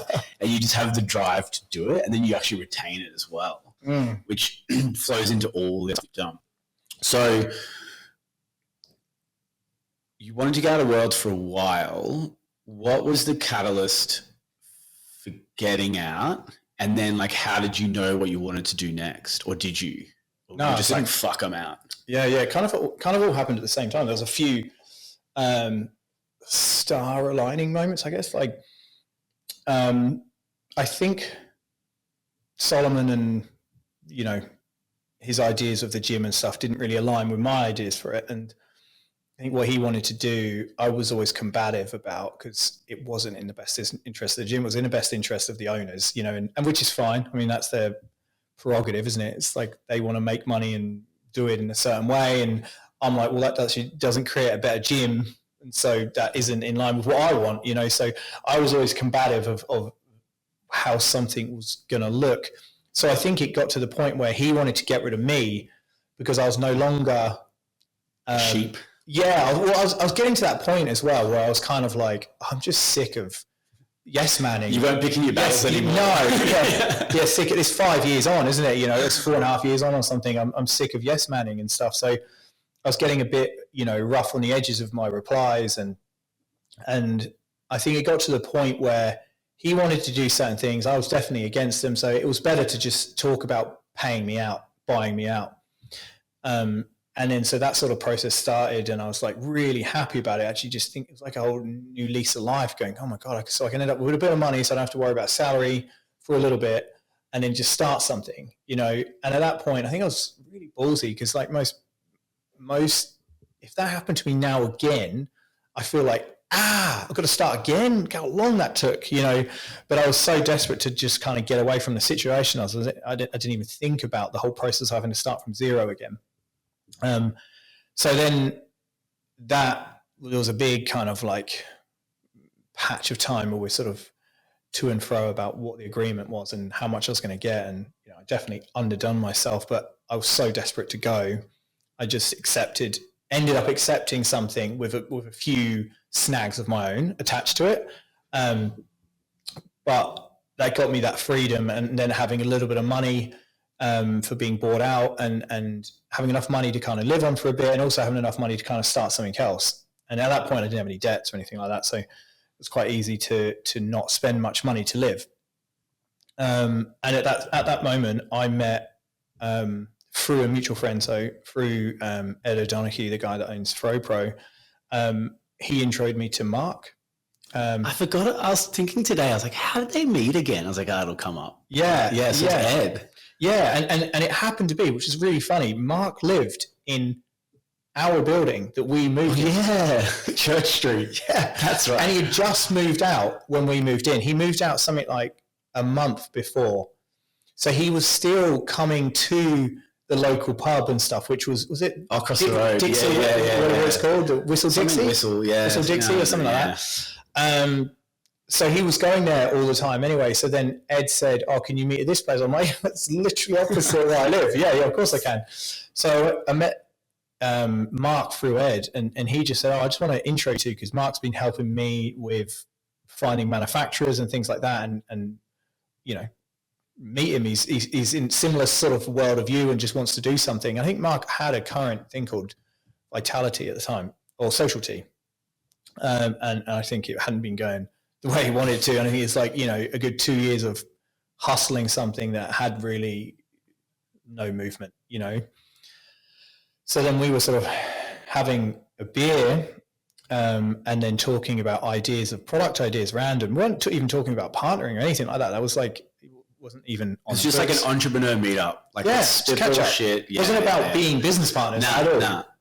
It was just, and I remember saying, you know, I brought up, and I knew that he was in the beverage stuff, and I said, you know, I wonder why there's no healthy alcohol. And then I said, I know it's a bit of a paradox, but like there's this big thing happening in the US, White Claw, and it's actually like destroying everyone over there. It's killing every other RTD and all this. And I didn't even think at this point, this is something we would get into. I just remember thinking, why, like, in my world, and your views are always skewed by the world you live in. So we see sugar-free products and sugar-free energy cans and sugar-free this and sugar-free that. Fitness. Because you just do, and you're around it, and you go into a Coles or a Woolies and you look for it. So you just assume that everyone else is kind of experiencing the same when they're really not.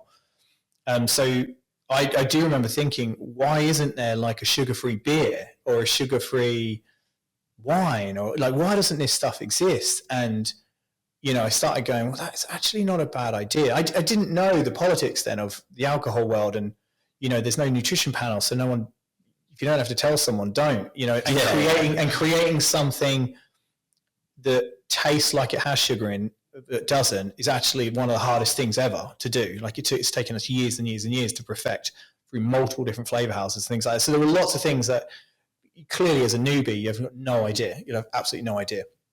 So we did actually come up with, you know, both agreed on there being a hole in the market. There definitely is, because I said, look, the same people that go to the gym, all the people that I have in you know, databases and stuff for years, thousands and thousands and thousands of people care about what they eat, and they look at nutrition panels and they read how much sugar's in something. And I say that exists.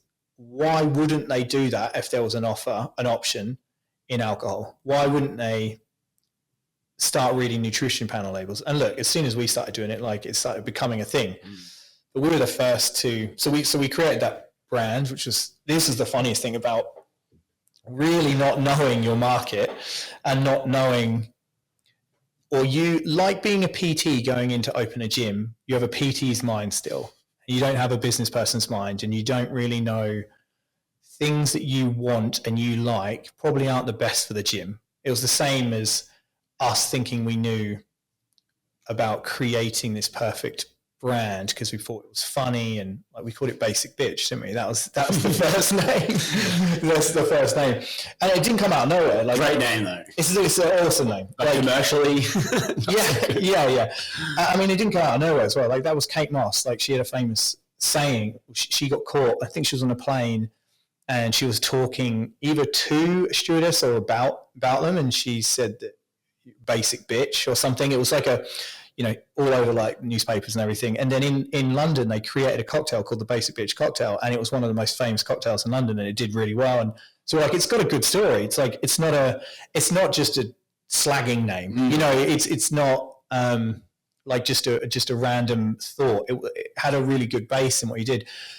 But then when you try and take things that are really cool in the real world and you try and commercialize them and you put them into under, retail banners that are very heavily watched and looked at, you really realize quickly you can't step outside of this little circle. This PG-13 circle. Exactly.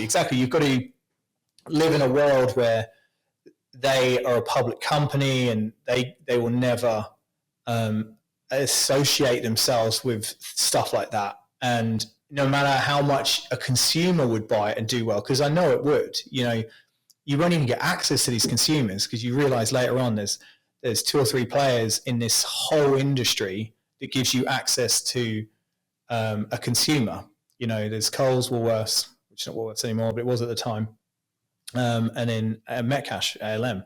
And if they won't take it, you don't have anyone. You have the best idea in the world, and no one's going to see it or no one's going to have it because of this one name that you've got attached to it. So we actually found this out like pretty quickly through another friend of Ed. Ed's the man. Ed's been the backbone of this. Easter egg, Ed's going to be coming up later. Yeah, so our in to one of the biggest retailers in Australia was a guy called Henry, which is by far been our best buyer that we've ever had to deal with. And he's given us the most breaks. He's the reason why we exist. It's because of this one guy. And that was Ed's buyer. Previous to him going into liquor, he was in ice creams. And so Ed's buyer was Henry. So he moved so we actually got an intro to this guy through Ed. And that's how we met this guy. And he said, guys, I actually love this idea, but you can't have that name. It's just not going to fly. So we went away with we changed it into such weird names. We tried Ugly Hooch. We were just getting worse. Ugly Hooch is funny though. We're getting worse by the way. Even that had a thought process. Hooch is the first RTD. Moonshine, isn't it? Well, yeah. So it means alcohol as a derogatory term, like to alcohol, but it actually is a massive UK brand called Hooch. Like it's huge. Absolutely. It's one of the first RTDs. They did a lemon RTD like in the early 2000s. Like it was like late 90s. Like they still exist today in England. They're massive. And then Ugly was a really big soft drink brand. So we just combined the two brands. Again, trademark, we'd never have got it.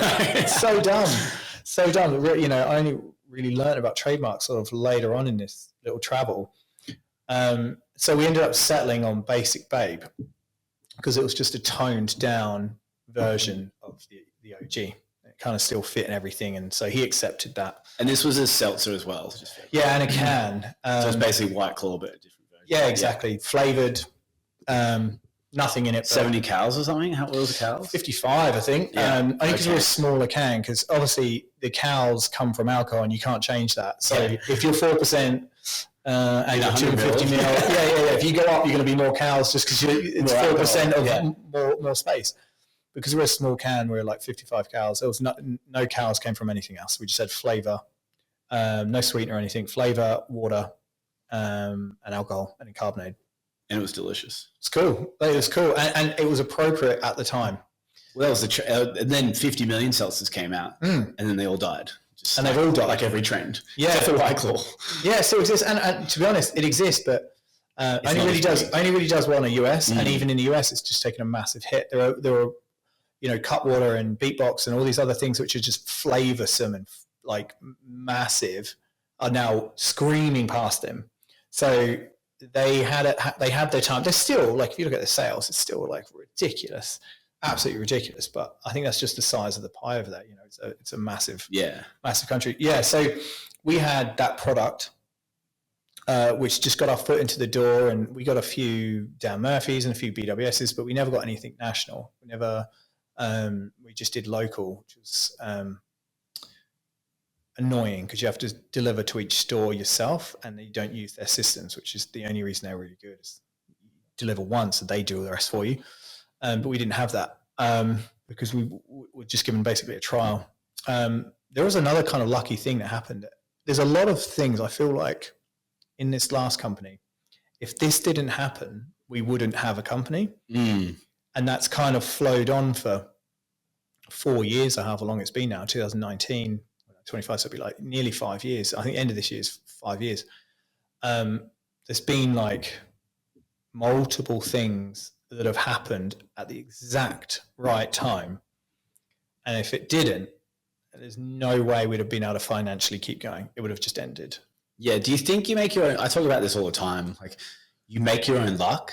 Like, yeah, sure, things need to happen for you, but it's like, well, without you being that hungry, without you having this product and making this connection, burning your bridges and like finding the luck. Do you know what I mean? Like, I feel like it tends to happen that way.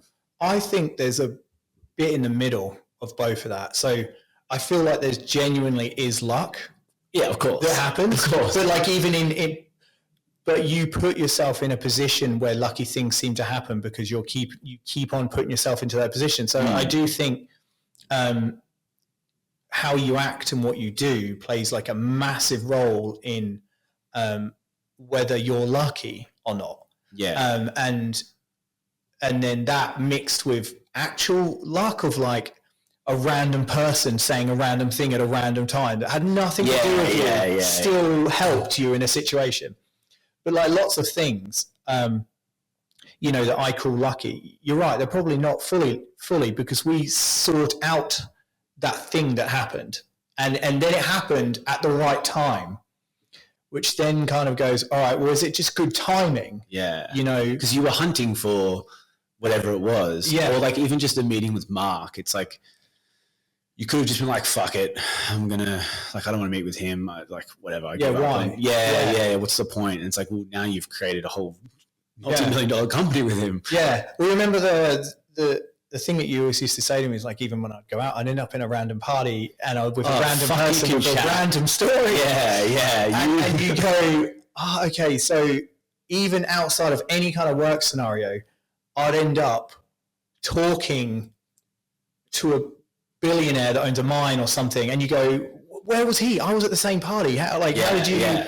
And I'm like, hey, I don't know. It's like I go out and I'm like, I'm going to hang with my friends and have a good time or whatever.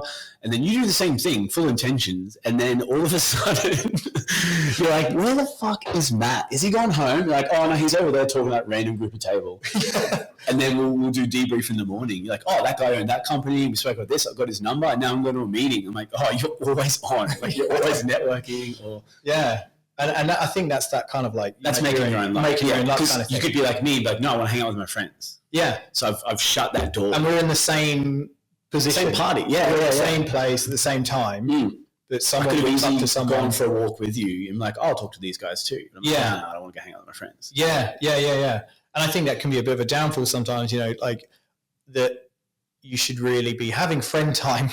And only friend time. I do think. At that moment, I just had pure desperation. You're hungry to do something different and to be someone and to, you know, to actually have something that is more than what you are at that moment. I now, though I definitely still want massive things, I do like really want to spend time with like you guys and my, you know, and Sam and I want to go home to my parents more in the UK. Like that bit more balance. It's way more in my head now than the last 10 years. Yeah. Do you think it's age a little bit? 100%. Yeah. I think you start realizing that shit's not forever. Not that anything's happened. No. But you start going, it's maturity. All right, like I really like this group of people. Why aren't I spending time with them? Like, and why aren't I putting an effort into them? And I think that just takes time for you to realize that. And it takes, you know, and it really is only the last few years that I've started going, oh, okay, I don't really need to work as much as I do because it actually doesn't make me, nothing more happens. Those extra 2 hours don't do anything. No, they actually just mean you have less of your own life, you know? So I've been trying to take away and I go through phases where that's true and that's not true. You know, like I go, no, this is just, I need this happen now. We're in such a tight spot. Like I've got to figure my way out of this. That's owner life though, I think. Yeah. You have weeks where you're like, oh, cool, let's go for a week at the Coast Cent. Yeah. And then for the next 2 months, you're like, I have no life because everything's going to crumble around me. Yeah. And sometimes it feels like there's a race on and I'm trying to stop that. Like recently, it's actually something I've been thinking a lot. It's like I'm trying to race my way into being really successful, rather than just doing the right things every day. And that's all you have control of, putting the effort in, doing everything that is what is needed to do. But then my brain is trying to be tomorrow and trying to constantly going, hurry up. Learn a new skill. Yeah, do this. And it's like you're not doing enough, or, do something else. And it's not, it's just consistency, and you'll find your break, and then you can accelerate at that point. But try and teach your brain that. That's the way your brain's wired versus I'm definitely not at that speed or that level. Like I want to do the same things. I'm like, what's an hour of FIFA that turn my brain off for a little bit. Whereas you no. Let's learn about bolts. And 6. Yeah. I think we sort of skipped over a key element as well in when you sold World and then you were starting Basic Babe. You lived off purely that sale money. No job, because your job was the amount of work needed to create a new company is astronomical, which I think a lot of people don't quite know. Would you do that again, or would you because that was risky as fuck? You at some point were going to run out of money, which I remember it was getting close-ish. Yeah. And then luckily it started to take off. It's very risky. Yeah. Did you have a plan B, or were you no, this is it, make or break? I'd rather fail and then try, or?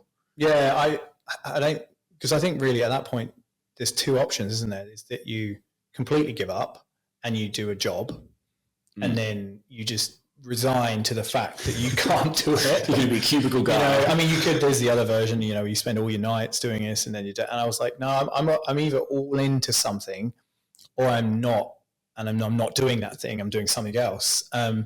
And I'd already resigned to the fact that I hate working for people. I have forever. There's not one point in my life that I've actually enjoyed working for someone. Even when you own your own business, you're still really working for someone. So having my own thing at that point was just me and Mark, so it was 50-50. I had a bit of time where nothing could really happen because we were doing licensing and insurance and all this stuff and building the company. So there was a patch of probably 9 months or something where I couldn't do anything anyway. And that's when I Ubered and so I was so scared of just using my money. I would have spent every single dollar of what I earned on something. I was so fearful of spending every single dollar I earned on living. And because it's such you want to spend it on business. I want to spend it on buying me a business essentially, or just having startup money for something or whatever, and your dad came in handy at that point as well. So I could see it was just going down from rent and food. And I was like, right, I need to at least taper the loss. And that's why when I started living costs, just covering living costs, I don't care if I'm not going, I don't even care if I'm going down, but just lessen knock down my 1,000. The steep week down. You wanted to just taper that off. So I remember Ubering at 5 hours a morning roughly. I would do big hour. Yeah. And I'd try and get early, so you get all the airport runs and you get the bit easier things and you get better conversations. And I really enjoyed it. I actually really enjoyed it. I think it brings fun if it's not your occupation. Yeah, I enjoyed it's a it stepping too. stone. Yeah, or just if it's not your career. If you're oh, I'm doing this while I'm doing that, it's fun because you meet people and But when it's you need it to pay your bills, it starts to get a bit where the fuck's my next fare? Or it's When you sort of worry that if you have to make $1,000 a week or whatever, the only way to do that is to sit in that car another 10 hours. You start hating the car, don't you? So, and then you realize because electric cars were not really as big then. Tesla wasn't. They weren't even here, were they? Tesla wasn't anywhere. So getting paid $1,000 and spending $300 on fuel was just depreciating your car. You're putting Ks on your car as well. Yeah. So you're going to end up having to get new tires and brakes and servicing more often and all this sort of stuff. So I do remember there was a patch where I could see even my personal funds just dwindling. And then, doing Uber was good enough to kind of lessen the loss. And then I remember having to put all my money into the business, and I had no money. And so then I had to get, I got a 70K loan off your dad. And that really was the only thing that kind of made the next step happen, because with that 70K, I actually had to pull money out to live on. I'd got down to zero because I had to put all the money in the business to get it to a certain point.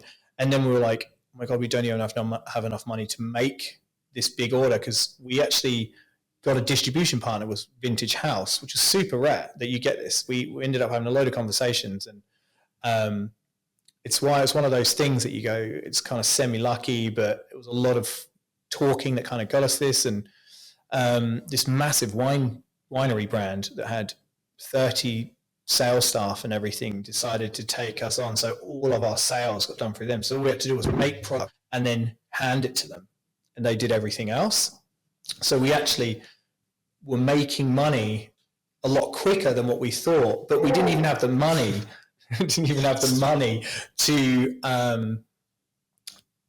produce the product. So that's why I had to get the loan from your dad. So that was the sort of a turning point of that. Was we eventually got sales going, but then I had no money myself, so I needed a loan to pay for the product to be made, and then to be able to take $1,000 here and $1,000 there. It was like tiny amounts. Yeah. So I mean that bit there was running down to $0 and then just having to do loans and everything to just pay yourself enough for rent, enough for food, and then COVID happened. COVID happened, which ended up being, that was a lucky break for you. Yeah, ended up being a good thing. Ended up being a really good thing for us, because the alcohol industry grew something like 30 or 40% a year during that. Everything else died, because you were suffering with the gym. Oh, the gyms are the worst thing going. I was in the worst industry and you were in the best and industry. I sold the worst industry. Yeah. like was it 6 weeks before the actual, 6 weeks after, the money came in. So the actual, sale only ever happens when the money exchanges. Like nothing's real until that point. 6 weeks after that, because it was like late January, so early March, the whole lockdown shit happened. Well, not lockdown, but the COVID happened, started, and then it got incrementally worse through that point. But that's so I was like super good timing about selling, because he would have never bought my shares out if COVID had happened. No way. No, and it would have been worth nothing. And then I don't think ever would have happened. Like, it would have been stuck there for a long time. Yeah, there's it was at least 3 years of COVID. Like that's like the luck bit. Time. You can't play in COVID. No. And you couldn't. I couldn't have, because it took me 6 months to sell. So if I was anywhere else on that 6 month journey, then it wouldn't have happened. I just happened to be at the end of the 6 month journey, 6 weeks away from when the world stopped, which is timing, luck, whatever. That's all that. Run us through. This is something that.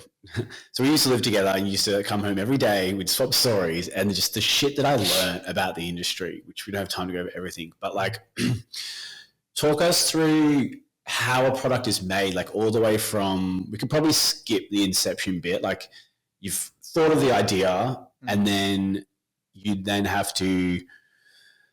What's it called? Like, design it, whatever, run through it, and then manufacturing, then getting into these stores and how you get into these stores and stuff like that. So we probably do it different to companies with money, surprise, and successful companies. So this is something I've said to you a million times. There's 4 or 5 companies that own. Yeah, let's go into that, because I don't think people know that, like, there's 4 companies that just own the alcohol world. Yeah. There's what is classed as sort of like your big companies, and then there's your sort of small companies, which are like breweries, and so they're generally really good in a singular state, and they might have a bit of national footprint, but essentially, as soon as they really get a national footprint, they kind of get bought by one of the big companies, and then there's us.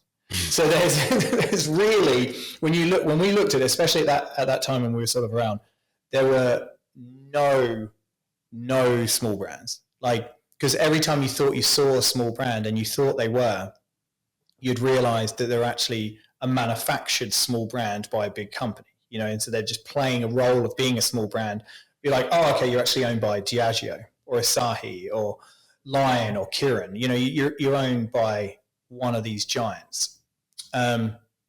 So, yeah, there's really no one, you know, tiny in there. And what was considered small inside the industry is someone that you would consider as massive, you know, brewery with 100 staff. You know, like Forex Brewery is small. Yeah, I mean, because they're owned by a giant. Yeah, but like even people just think Forex Brewery is Forex Brewery. Yeah.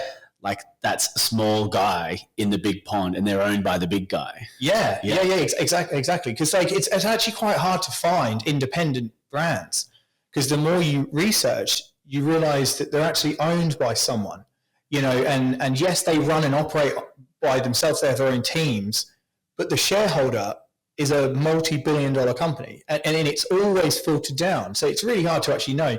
And you get tricks of finding out who these brands are and stuff. And because you can just read addresses and you're like, oh, I know that address. That's actually this one. Yeah. You know, or it's owned by Coke or something, you know, it's written on there. So, you know, we realized that God, we really are like the smallest fish in the biggest pond. Like you really are like trying to get that. So that changes, how you operate as a company. You can't operate the same.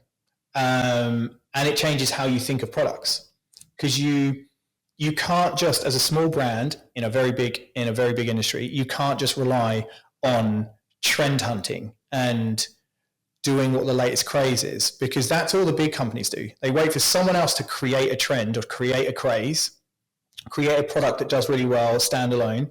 Then they just copy it and they do their version, or they'll add a flavor. You know, they don't actually have. None of these big companies have very good NPD, new product development, or R&D. They don't really understand how it's done, or they're too big to do it. And so they don't have really very much creativity. There's really little about them. So their version of doing something is just copying and doing something else or buying someone that does really well. So we knew that we had to do things. And this was really after bringing out seltzer, when seltzer's become, we just got swallowed up by this seltzer world. Because you don't have the brand power. They just throw millions at it and you're like, oh, cool, thanks. And we don't have the relationships. Yeah. We can't go to a buyer and just say, put us in, you know, because the power in alcohol is distribution. And the power of brands is just being in front of more people. Like that is what makes you successful, is that you just have more locations. You know, you're in 5,000 shops, and that means there's that many people that are going to see you, and there's only so many brands in a room. So if you stand out inside that room, you're probably going to do okay.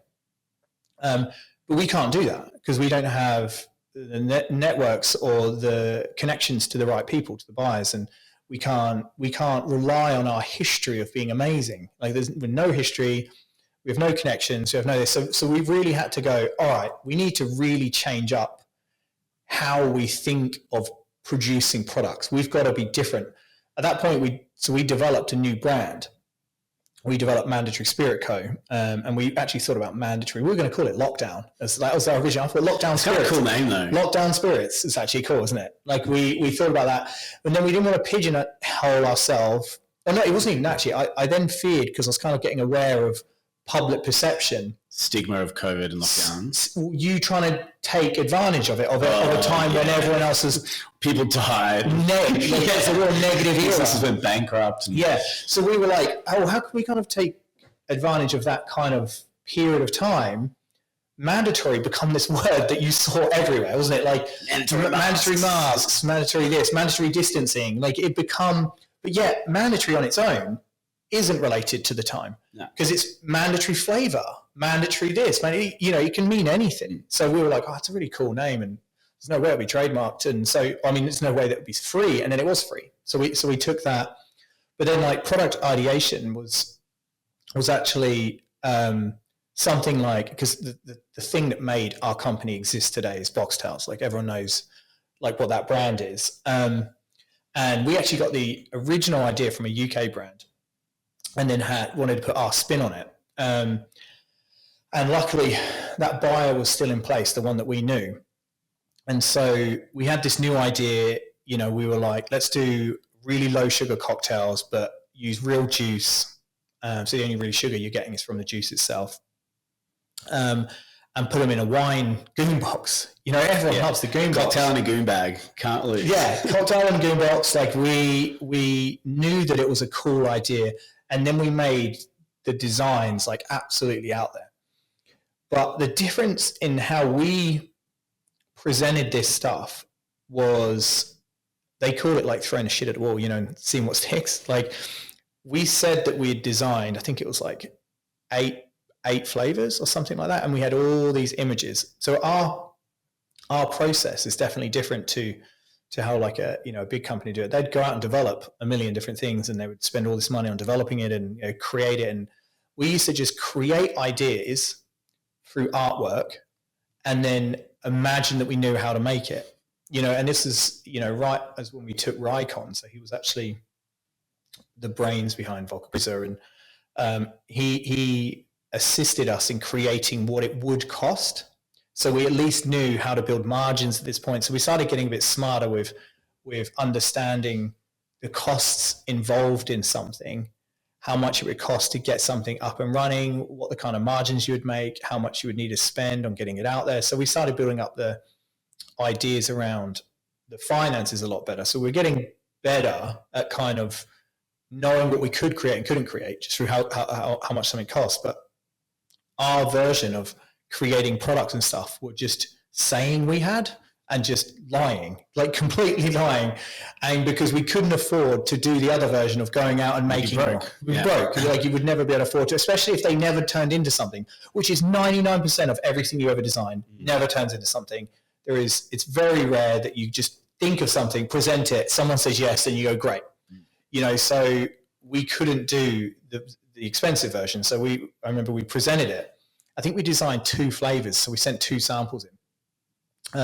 But I think actually at the beginning, they didn't even need to see samples. He just said, this idea is rocking. I'm pretty sure you just had the idea and you were like, we've got 8 flavors. We've got all the formulas ready to go. We didn't have anything. And I remember Mark ringing me when I was actually on the way back from doing tax, and him saying, mate, he's giving us a go. Like he's given us, I think it was 6,000 cartons, which is just by far the biggest order we'd ever seen, and it was mind-boggling, like how are we going to actually produce this? Because he said, he needs it for X. And so then we had to suddenly go, Christ, we now need to develop this. We need but the difference in people wanting to talk to you when they know you've already got the job, that's the one thing we started learning, is like creating these relationships with suppliers is as important as the buyers itself, because the people that supply you all the stuff that you need to create these products, if they don't want to interact with you and they don't want to talk to you, they can make a process take 6 months.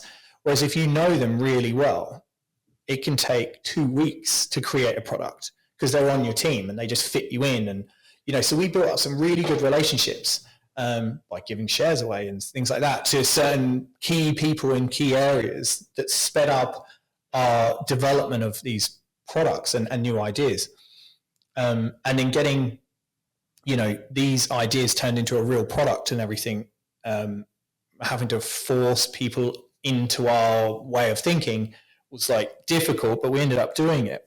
But this was like an all or nothing moment, because at this point we were basically done. Like previous to that, we had Basic Babe, and then we converted it across to this other brand. We only had Boxtails, and Boxtails wasn't a ranged product, meaning it was a job buy, so it's just a single purchase. And they do this either because you're a seasonal product or they don't trust you. So they want to just give you a try. And then if you do well, you'll stand a really good chance of being ranged, So I remember we got this 6,000 carton order. We've managed to develop the flavors. It was 3 flavors, 2,000 each. We managed to do them as quick as we could. We got something pretty good, and we ended up changing them later, but we got them good enough. Got all the stuff done, got them all produced. It was like to the last minute, it took to get this 6,000. We delivered them into BWS and Dan's. And then the sale was epic. Like it just rocketed. I think there was planned to be 3 months worth of product that he estimated, and we did it in a week. We did like the whole lot in a week, and he said it just flew off the shelf. So then he introed us to this other buyer because he was actually going, and we're like, no, the one person that's like actually giving us a chance is going, and this other guy now, we had to deal with this other guy, and he was semi on board, but not really, and he said, look, you did really well in the trial, so I'm going to give you another trial. And so, and normally, if we were anyone else, that would have been our ticket to being in. But we were nobodies. So they were like, no, just in case it's a fluke. You're not a Sahi. Yeah. So in case it's a fluke, you have to do another trial. So, but then it did 18,000 carton trial, which was insane. And we were like, oh my God, we got no way of being able to make this. We just made, but we said yes, clearly. Of course. As you do. And it was 6 flavors, so we said yes. And we had to be in it was for Christmas. So it was like perfect timing to launch it. So we had no time, because I think it was from September then to Christmas. We had to have 18,000. It took us 3 months to make 6,000. So we had to find a new location, had to find a new manufacturer. And we ended up having to buy a machine because at this point we used every cent that we made from that 6,000 carton. We spent 220 grand on a filler. So now suddenly we're a manufacturer, buying machines left, right, and center. And we moved into a different location, and it took us a lot of battling, but we ended up getting some really cool stories about that stuff. But honestly, that'll go so deep. Yeah. This could be a 7-hour podcast. Yeah, you'd go so in. Anyway, we managed to get all the product into store. We got that Christmas sale. We were like on the phone, sort of just begging that the sale went well, and it wasn't a fluke, and it went even better. Like we did $1 million in the first week, which was just insane, and I remember the first time I screenshot it and everything that we got paid out for that order. And it's the biggest amount of money I've ever seen in my life. In your account. In my account. Should be, and I had to screenshot the notification, the CBA notification. And it's like, $1.6 million has just been put into your account. And you're just like, I've never seen that many zeros.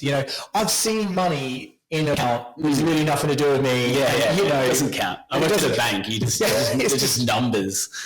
But it's like your money. And you could, at that moment, transfer it out and just run it back. You realize it's just not actually that much money when you go down the track. Once you pay bills. Yeah.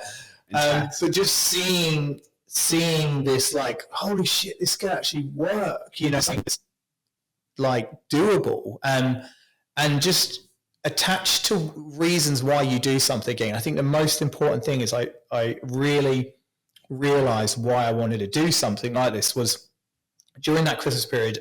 I went into a couple of Dan Murphy's just to watch like our stuff in a store, because it was so mesmerizing to me that, you could have product in a really famous store and, all over the country as well. We were like in 1,700 locations, and they would put us in key spots of the store and stuff for this Christmas sale. And then I remember going into Wollongabba, and there was this queue of like 30 people, like in a queue. It was a classic Christmas drinks queue, and looking at like probably every other person, and then looking at what product they have, and they had like a boxtails under their arm. And I remember thinking, my God, like every second person in here is buying one. And so you could see why the sales were mental. It was such a weird product that no one had ever seen. It's a fucking cool product. Yeah. It's such a party product. Yeah. I'm going to a party, I'm going to take a box out. It's 2 liters. I'm ready to go. It's a cocktail. It's not goon. No, it tastes like any normal sort of like RTD, really. It's 4%. So it wasn't like a 10% cocktail or whatever. But, we always like, you can always add more alcohol. That was our... Add a bit of vodka in there. Yeah, that was always our mentality. And, and so this was my first taste in my life of something that really worked and actually did what you think you would hope to happen. Like it actually happened. And every single moment at that point, you go, this is going to end any minute now. Like any minute now, they're going to realize you're a fucking idiot. Yeah, it kicks in so bad. How did it feel though? Like, because that's your product. Like, it's a store full of anything they can choose from. Yeah, and they chose your product. And that's what I was sort of meaning was at that point you realize why you actually want to do something, and everyone wants to have money, but the reality is, and I'm not like, I think the money runs this world, so I'm not an idiot, but I think you need to have enough money that you never need to really think about money, you know, and that's what everyone really wants. Everyone wants to be comfortable. Everyone wants to be able to go on a holiday when they want. They want to, you know, not worry about, they want to live where they want to live, and they don't want to worry about rent and bills and all these sort of things. It's not actually the money, is it? Like the money isn't like the thing you want. Of course, it's cool to have lots of money, but the reality is you just want this life, this specific type of life you want. And then there are other things that you want to happen, which actually makes you feel good. One of those things was knowing that we had created something that people were choosing over something else. As little as that, like it's sat on a shelf, there's 500 other things that they could be picking, and they're specifically picking your thing, and they're picking it up, and they're spending their hard-earned money on it. That, at that point when I saw that, I was like, this is definitely why I want to do this. Every other reason's not really real. You know, it's a byproduct. It's a byproduct. You know, getting money from it's a byproduct, and then having freedom from having money is a byproduct. You know, but it's not the reason. The reason is that you were so happy seeing someone grab your shit off the shelf and pay for it. Like that was what made you happy in that thing. Not knowing that like $1 of that was going to be in my pocket. Yeah. That didn't matter. Like it really didn't matter. Was that pride a little bit? Yeah, I reckon. I think it's also proving to yourself that you're not an idiot. You feel I did it. right. You feel like you're good enough to create something that you admire in the world.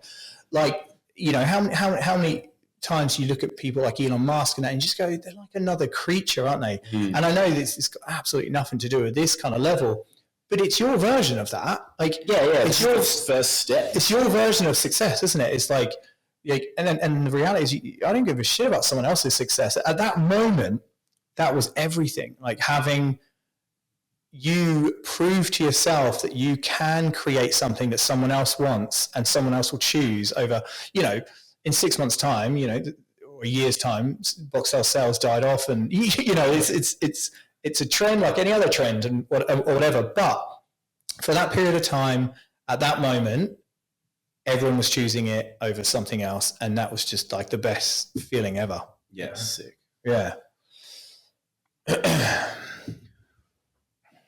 So you've touched on some of the like setbacks and stuff.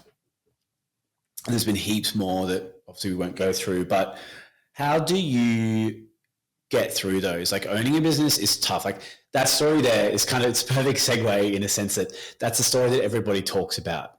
Everybody's like, yeah, and I made $1 million in my first week and this and that. But people often don't talk about, you probably didn't, but I've definitely cried plenty of times, like my back's against the wall. I'm like, fuck, like everything's going to crumble here. And that's kind of the point of the podcast as well, is to talk about like the hardships. How do you get through it? Like how do you cope with that? Like the big stress moments.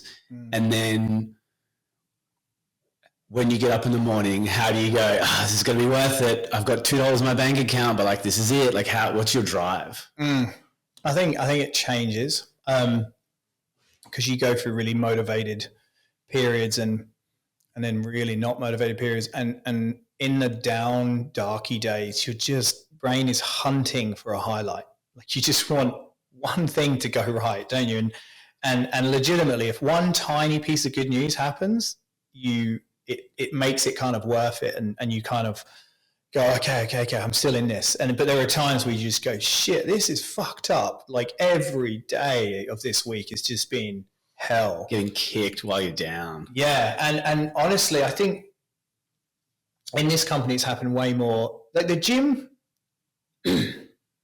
I would say, I don't think I was ever threatened at thinking I would lose everything. I don't think that was ever really, but that's happened so many times in this. Like, you know, even today, like it's always happening. You know, I'm still not at the point in which you can go nowhere near it, where you can go, all right, it's all good now, it's roses. So I think in the last sort of few years, I've really had to try and find things that give me a bit of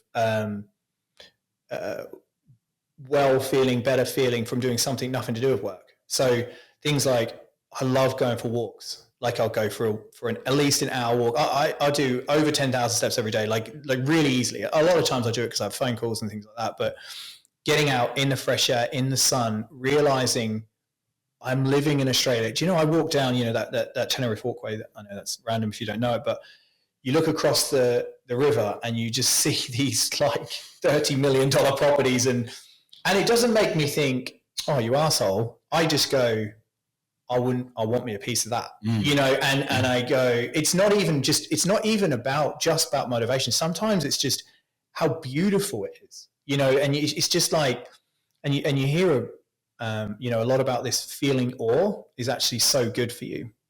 The sense of being in awe of something is actually very good for your brain. So, like dopamine response and seeing, like walking down that river and just seeing the other side, it's almost like it is the other version of what could happen always, isn't it? It's like, if you do well, you'd be walking on that side of the road. Or the river, I mean. Your house would be on the river. You'd be over there.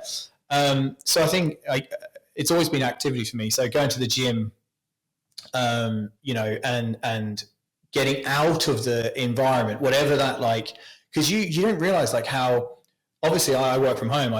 My office is my couch, and that's where I live, and that's where I go to sleep. And so like just getting outside of that environment and trying to do something that's nothing to do with work, even if it's listening to an ebook or doing something outside of the downtime that you're experiencing, and just to have a tiny bit of it up.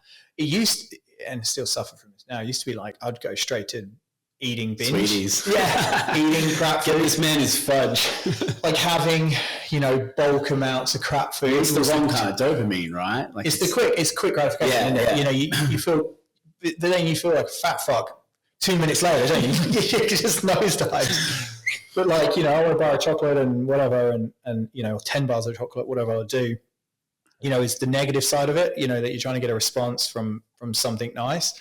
But I think the things that work for me are getting outside of this vicious sort of brain circle that you create and trying to do things nothing to do with work. Like it's like, you know, and realizing that your instant efforts right there and then, unless it is a very time sensitive thing, is rarely going to change anything.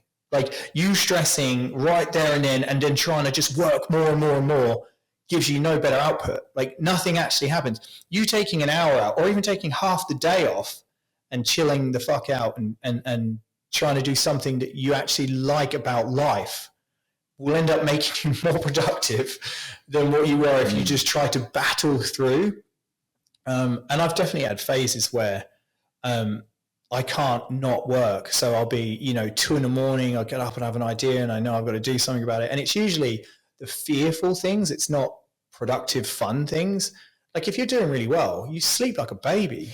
It's only when you, nothing to worry about. It's when life sucks, isn't it? That you can't sleep and you're constantly rationalizing, or you're doing that variable hunt, you know, which everyone will know. You know, you go, well, if I turn left at here and I do this, but what about if that happens? But then you're going to go that way, and you're just looking at every variable, and there's never going to be an end to that. It's not helpful at all. No, it doesn't. You never get something from it. You never, nothing ever comes from it. But it's your brain trying to rationalize what's going on right now, and the only method that you have is to think your way out of it. Like, and the reality is sometimes it just needs time. You know, you just need time. And things work themselves out. And I know that Stephen, you know, Direct CEO comes up with this, such a thing is, you know, 99% of the things that go wrong are only ever in your head. It's about 1% of the time that the thing that you're worrying about actually goes wrong. And it's always just your anticipation of the worst possible thing happening. You've made it up in your head. Yeah. And you're so fearful of shit you make up. and really sort of understanding that, but trying to stop that train of thought while you're having it. It's so hard. Yeah. It's so hard. Like once you're sort of going down a route, you've almost just got to let it happen, and then just burn yourself out and like get, you know, I really only have those few little tricks that I do, and it's just trying to get myself out of my work environment. Like that's the only thing I have. I think it works. So like I'm the same. Like I take Casper to the dog park twice a day, which is the same spot, just a different section. Yeah. And every now and then you have to stop. Like you sit there because you're just in the park throwing a ball, so your brain's just like, and then you have to go. Hang on a minute. Hang on. I live in New Farm. I'm in the park at 10 a.m. on a like work day with my dog in the sunshine on this beautiful fucking river with this like mansions across the road. Like you're okay. Like let's just take a step back and get out of that it's not doom scrolling, but like doomsday scrolling in your own head. Yeah. It's the awe thing, isn't it? That you go, and there's a sunset. Like there's this beautiful orangey pinky sky. I'm like, it's nice. Yeah. And it's the same as like, I get it and I get out and I just feel wind on me. And I'm like, just that. Get out of your cave. It's just weird, isn't it? It's like you just need to be in nature and actually have a bit of heat on you from like, you know, well, sunshine is not a sweaty cabin. Being actually under sunshine, having wind pass you, being out and actually, do you know, even just seeing people have normal days around you, doing normal things, having their lives that they're probably going through. It's like, as soon as you feel less trapped about a scenario that you're in, you kind of get a bit of relief from it. You get a bit of like, okay, everyone else, their day's probably fucking sucking too. You know, like, you know, or this isn't as bad as what I thought it was. Yeah, and I think that helps. Maybe we'll just touch on, I mean, we could go forever. There's so much stuff to go over, but I think more from a viewer perspective, like these are all the things that I learned by living with you. Touching on like the taxes and the bottle refund. And just like, I think it helps people understand why products cost that much, especially like spirits and the RTD tax. And then the facade that is the 10-cent bottle refund. Do you want to maybe just give the brief version of how the taxes work and stuff like that? And I think that was a big learning curve for me and Mark. Was when we were selling to Vintage House. We sold under bond, and probably, you know, you wouldn't know what that term is, but in spirits and beer as well, there's you have to bond products, and that means that the tax hasn't been paid on that product yet. So it sits in a warehouse that is bonded, and it has to be under specific agreements and licensing and stuff that allows you to put it into a bonded warehouse. And as soon as it leaves that bonded environment, you then have to pay the tax, or within a period of time, depending on what's been set up. So when we first set up with Vintage House, we were under someone else's bond, which was the manufacturer, and then it was being sent to Vintage House under bond. So we never even got to find out about the alcohol tax. We didn't even really learn it at that point. So we did a big chunk of like the beginning part in this magical world where we were somehow in, you know, spirit-based product industry, yet we knew nothing about alcohol tax. And because the way it was set up, that we were just selling to them, and all we did was like, it cost us X, we added X on top, and then just said, you can have it for this. And then did that fit their thing? Okay, we have to change the RRP a little bit. And they did all the working out, and all the math was done by them. So we were like, this is easy, you know, idiots. It's so easy. And then the reality was, you know, when we got away from that Vintage House contract and we started doing ourselves, so Boxtails and everything, Lucky Reich came on. Because this whole world of us having to have all these licenses and us having to understand how you break the cost down of a full product, including taxes and, you know, alcohol duty tax, and something that, you know, increases twice a year. We didn't know that. We had no idea that happened. Like, you know, it's the weirdest tax in the world. It's 6 monthly, biannually. It changes, and it's random. It's got like a CPI. It's supposedly attached to the CPI of the country, but it's being done twice. So I don't know how that's possible. And it's never the same number that the CPI is. So, you know, we've had 1% increase, 4%, 2% increase. It's super random. But obviously what it's done now is it's taken, for layman's terms, like it's taken what used to be, if there's people old enough, like you would get a 4-pack of vodka cruiser for $10 was like the original, 10 for 4 was like now minimum 20 for 4. And the only thing that's changed there is alcohol tax. Like all of that gap is from tax, and that's, so when people, see the price of something and they see it increasing dramatically, like the most you'll see it is in like a vodka bottle or something, like a vodka bottle used to be $30, it's now $50, or it's massively changing in spirits. So, we're having to constantly try and come up with ideas of how to get us outside of that. So a lot of things that we're looking at now is wine-based, because that comes under a different tax. It's a tax that never changes prices. It's been the same price for 40 years. So when we're, building up these, the cost of these vodka-based products or spirit-based products in any way, like for instance, like probably a good thing to explain that most people wouldn't understand is we have the 1.5 litre vodka that we sell to Dan Murphy's and BWS, and we sell it to them at a wholesale rate. So it's 6 by, you're obviously selling in cartons, it's 6 by 1.5, so it's like 9 litres of vodka. We sell it to them at $412, I think it is. And $355, it'd be higher now, it'd be like $360 something, is tax. So the $50, that's 70% or something. Yeah, it's massive. So the $50 that's left, if you take away tax, so all of that goes to tax, goes to the ATO, and the $50 that's left pays for it to be made. So there's a manufacturer, storage, transport, our brand trying to make money, and the retailer trying to make money. All fits in the rest of the $50. And so when people go, the price of this booze or whatever, it's because this goes across on-premise, meaning, in pubs, clubs, everything.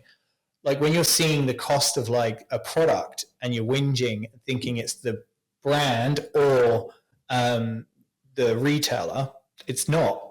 It's all the government. Yeah, 70% of that $10 beer is going to the government every beer. Yeah. Well, beer's different. But spirits. Yeah, your vodka lime and soda, you're paying $10. Well, 7 of that's the government's. Yeah, and then that's when you're talking obviously about that kind of percentage. But obviously if you drop down to your 4% products, there's way less of its alcohol. Like RTD is less than spirits. Yeah, well, it's all the same, but it's based on percentages. Yeah. So if you got a bottle of vodka, it's 40%. And an RTD is 4%. So you're going to have 10 times less tax inside that. But it's still a massive component of like the total cost of what an RTD would cost. It is what's taken a 10 for 4 to a 20 for 4. And there's nothing else in between. A little bit of over 15 years of actual CPI will be part of that. Yeah, a little bit. Like obviously manufacturing is not the same as it was 15 years ago. No. But not the increase that's seen in the product. But also not that much. Far off, because you look at, manufacturing's actually got better now because efficient. The systems are better and there's more of them, so the competition's higher. I would say that it probably doesn't cost you much different to create an RTD now as what it did 15 years ago. And the only thing that would have changed is, say, the value of a dollar, so how much it costs or what you get for spending a dollar, and alcohol tax is why it's gone from 4 for 10 and to 4 for 20. You've got to pay your alcohol tax, and then you've got to pay tax on any profit you make as well. Yeah, so your 30% plus GST. Yeah. So alcohol tax is obviously a tax, so it's not supposed to have a tax attached to it. But when you sell the product, you're selling the product with GST on top. So that's GST. So if you're selling it duty paid, means you're selling it with the cost of the duty inside. So that duty does have GST on it. So there's tax on a tax. And then when you get paid for it, you pay company tax, and then you pay out, they get taxed. It's just that many amounts of tax that come out for that $1. You could probably break that $1 down for the vodka. You probably get 5 cents of that, and the rest is tax. So I think a lot of people don't understand that and why it's so expensive now. Yeah. And there's obviously other things in there that, the 10-cent refund thing. People assume that the government is paying that 10 cents and that's like some scheme that the government has set up to make you recycle. The fact is that every bottle that gives you 10 cents back, if you take it back, has had 14 cents paid by the brand. So you're selling that product, and 1 in 50 people claim the 10 cents from it, but the brand has to pay the 14, 15 cents on every bottle. Yes, the government. Again. You got 100 cans that you've paid 14 cents for. Yeah. But maybe 10 of them actually got returned. If that. Yeah. So they kept like a 90. Yeah, there's a difference between, because even if they do recycling percentages, so the amount of people that actually recycle versus the amount of people that recycle in the right method, like CDS scheme is bottle refund locations where you've got to put them into those specific bottle areas. Yeah. Like, so if you were to break down how many people recycle, and then to break that piece down into in the right place, not just throw those bottles in a recycle bin, because that will never make it to the CDS. That just gets sent to recycle banks, where they just crush the glass down or they whatever. But how you actually claim that 10 cents is a very specific place that very few people actually use. Yeah. But we pay for it anyway. Yeah. I think the other thing people don't, I think this is the same with alcohol, correct me if I'm wrong, but when you have a sale, so let's say your products, make these numbers up, $20 for a box sale, and then all of a sudden they're on sale for $16 in BWS, you absorb that $4 cost, that $4, is that correct? Yeah, so it's always an agreement though. So it'll be the same across grocery and everything. They usually have a thing where they need to keep margins resumed. So the margin needs to kind of stay the same when the discount is made, which means generally you can kind of take a piece of it. But that's always based on if your buyer's good or they want to help you or they're not, so, and different retailers are more lenient on trying to just make a faster sale rate of that product to get that product moving. They'll then work with you on, like, say, splitting the cost of the refund. So, if it's a $5 discount, you pay $2.50 each, like that is quite common if they're wanting the product to move faster, because they'll still make more money, because the upsell is usually on a discount, a rough discount, it's usually like 30%. So they're still getting 30% more sales, but losing 10% on the margin. So there's still like a 20% gap that they're improving. So as long as they're making more money, I think you can relatively work with them. And if you have a good relationship, you can try tougher things, like you can do deeper discounts and get them to help you with the discount. But there were some, definitely can't name them in case. Some retailers that won't help you. Yeah, and that's all your cost is absorbed by margin maintained, so they won't alter the margins, and so you've just got to eat everything if you want it to go faster. And like that's your margin goal. And they'll force you to do them. So they force you to do a discount that they don't help you with, and so they're basically taking all your profit margin away. Because there are a lot of brands that will just do the thing, do the discounts, not make money, but it creates a faster moving product, allowing them to make more and bring more in, and then they have more chance of staying there. So it's the bigger picture. Short-term loss, long-term gain. And as long as you're close to zero, so you're not losing money, there'll be loss leader comes from, it's a real word, isn't it? So didn't they have a phase when Coles were always like $2 milk, but milk was more than $2? Just to get you in the store, and then Powerade's famously a loss leader. They discount that to something crazy, like $1 or something, and it costs more than that to make it, but it owns that market, and no one else can come in there, and it owns a piece of a shelf that no one else can. Things you can only do when you have $1 billion behind you. If you can specifically, purposely lose on a product, you're doing okay. They're doing that on purpose. Yeah. So you run a lean business model in terms of staffing, especially for the turnover, like financial turnover that you have. Yeah. Would you, if you start a new company, would you do the same thing again, and maybe just run us through, if you want to, like the structure of your company? Yeah, no, we do. We've kind of nicknamed ourselves as like a sales and marketing company. So we that's really the only componentry that we do, because we outcontract every other part of the company. So we have an accountant that does taxes. We have a marketing team that does all our marketing for us, as in the advertising and things like that. We have a PR team that does all our PR. Those are all outsourced. They're all outsourced. So they're all contractors. So there's someone that you don't have to pay a salary for. You can fire and whenever you want. You're not bound by certain times unless it's contracted that you stay with them. If your company does better or does worse, you can hire them, fire them. You can increase them, decrease them. Like that's something that we don't want to own. Getting that machine was something we didn't want to do because it's owning an asset. And then you've got to constantly look after that asset.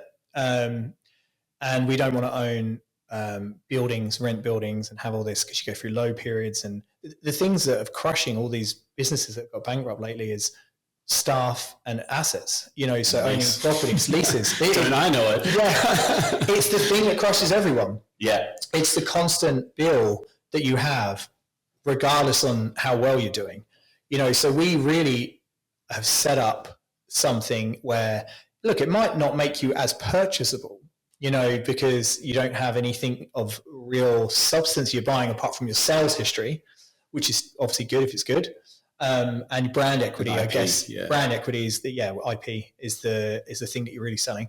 But we've never wanted to own. That's why we don't have an office. And so many companies we see start, they're nothingness. They've barely got a sales record going, and they've got an office where everyone goes in and they're spending X thousand a month on it. And you just think, why? Like, why can't you work in your living room? Especially now, thanks to COVID, like Zoom and all that sort of stuff, so powerful. Yeah, exactly. Like half the time you're not allowed to go see these people. There's still weird things about us, visiting people and stuff. So yeah, I think our whole structure is as lightweight as you can possibly be. It also makes you epically agile. So if you want to just suddenly change what you do, there's nothing that stops you. There's nothing that gets in your way of making an idea happen. And I think, that's kind of the blessing of a small company, is that you're always going to be faster to making a decision because you don't have to go through a structure of people and a whole load of cogs, that have to agree and whatever. So you're really quick at turning corners. And so everything that we've ever done has always been based on speed. Like, does it make us faster? And I think with staff, we've only really just taken on our national sales guy, and he's within the last sort of 6 months, and we were at a point in which we couldn't do any more ourselves. And I think that's like a really good way of like how you go to the next step, like hiring people and stuff. I feel like you have to get to the point in which you really need to before you do actually make that decision to do it and have another expense and someone that you've now, got to look after and now is another worry that you have to have. You need to be in desperate need of them, not getting them before you need them and then having to pay for them when there's nothing to really give to them. So I think holding on to the reins for as long as possible is kind of smart. I mean, people might say otherwise, but good thing about Adam is he's just smarter than us by tenfold. He comes from a corporate background, and so he's got a very different way of thinking. There's weaknesses and strengths in corporate, but for what we want, it's really all strengths with him. He's just so much better than us at every component of this. You guys are pretty good at that, knowing what your skill set is. Like, you needed Reich. Yeah. And without him, probably wouldn't be where you are, but you recognize like, oh, we need someone else. Like, and then Adam, you're like, we need Adam's expertise. Like, we can focus on this. Yeah. We need him for that. Well, I think us getting, us finally getting to a product where, like this recent product that we've just launched, it's not even in stores yet, but it's, within days it will be, actually getting to the point in which, we have something that could really be big. Because now we've sort of, started selling it in the UK. We're selling it. We'll be selling it in Australia nationwide within a week or so. And it's one of those products that can be sold anywhere. Like it's because it's an RTD, you're not governed by boxtails is too big, it's 2 liters, this, litre and a half of vodka. So many things that we've created have been retail only. We knew that we were bringing out this thing last 12 months we've been sort of designing, and I said to Martin, we need someone that's a gun salesman, because our whole world is now going to open up as to where we can sell this.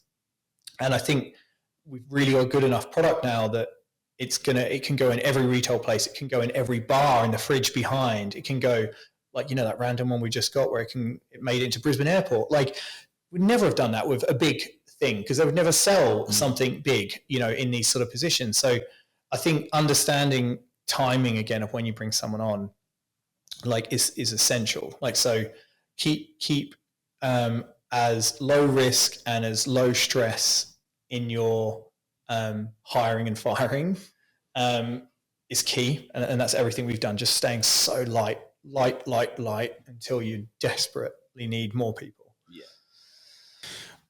Run me through, you just mentioned your new product at RTD. Let's talk about it.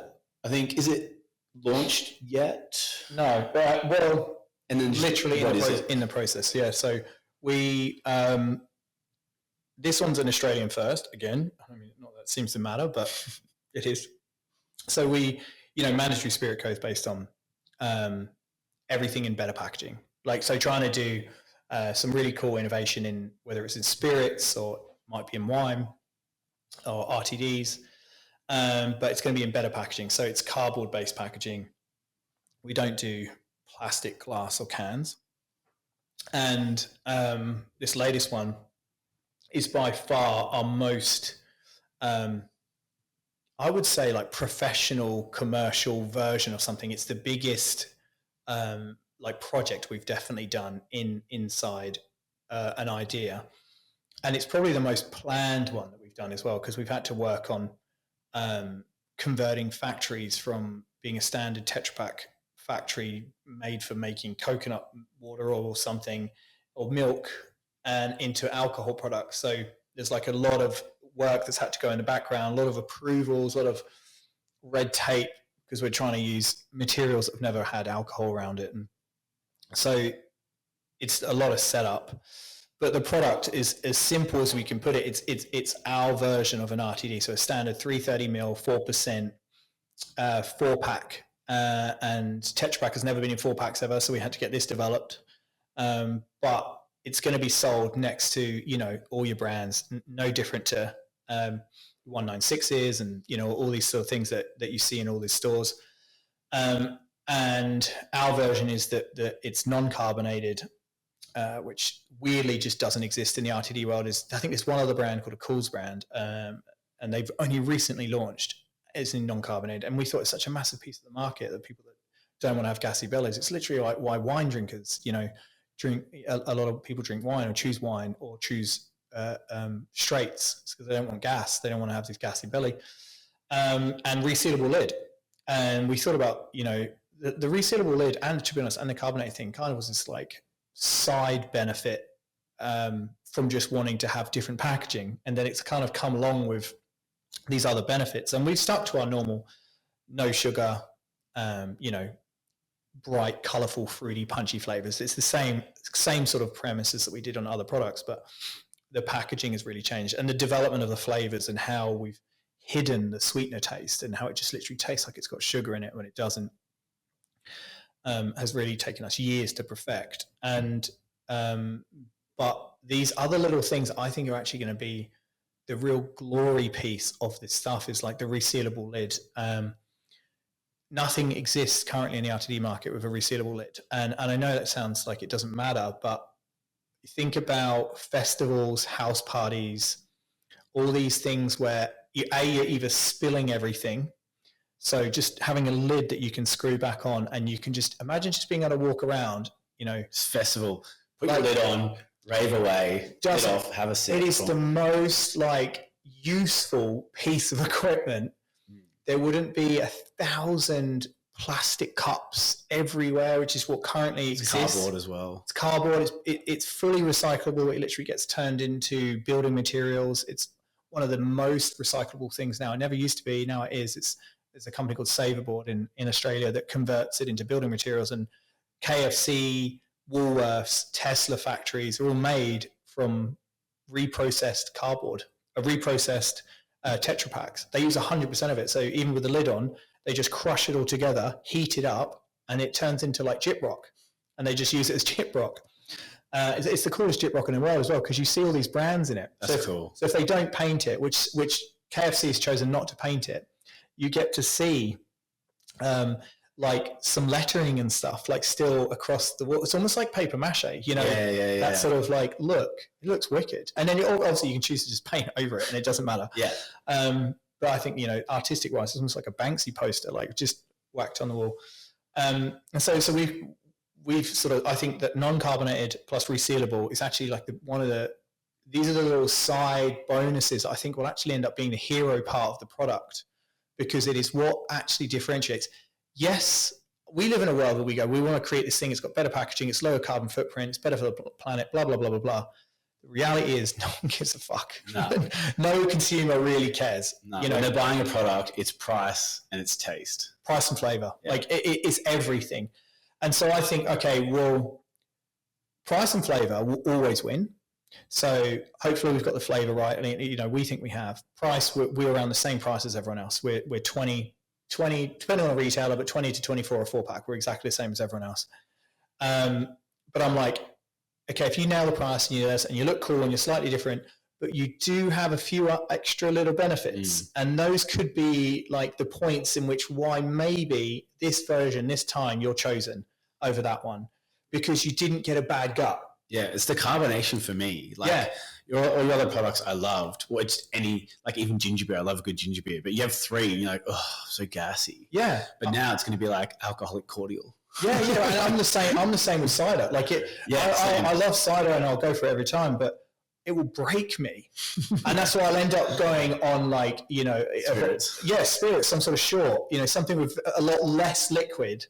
And then obviously you might still get better carbonation because you got a little bit in a Pepsi, but it's just tiny amounts. It's not 400 ml of Pepsi. It's not a pint. Yeah. It's not a pint every time, which is, you know, it's so much. And I think that's really going to win with these, is that they're going to be, they just taste like juice. So they're just going to taste like you're drinking orange juice or dangerous. You know, it's like, you know, hides the alcohol really well, but doesn't have carbonation and for all the little other things. Like I was thinking, even around a party or like barbecues.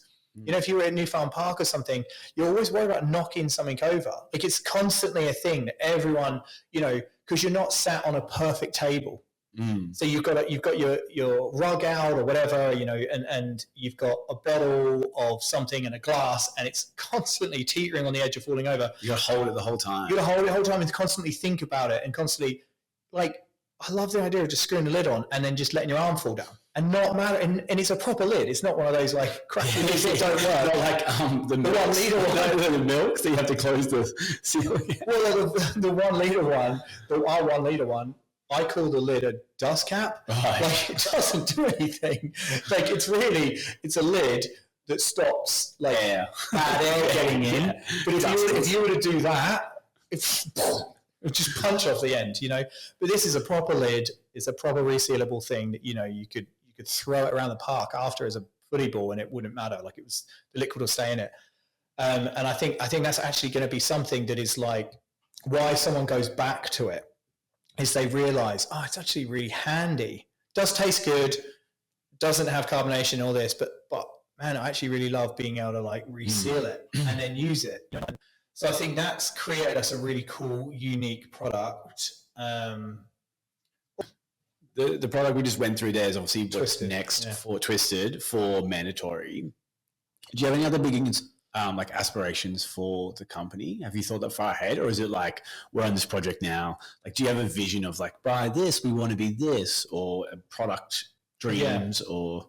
Well, we've got other countries. I think it's probably the UK is just turning on. We've got a wicked guy over there that used to be head of co-op. If anyone knows UK co-op's like a massive. It's like a Woolworths, you know, in there. He used to be head of that, and he's now in our team, so he's part of our UK. Is it close? Yeah. Part of the UK team. And the expanse into more than just Australia, I think, has always been something that we wanted to do, but not had a good enough product that lasts long enough, that fits other countries, that, you can start as export and then moved into producing.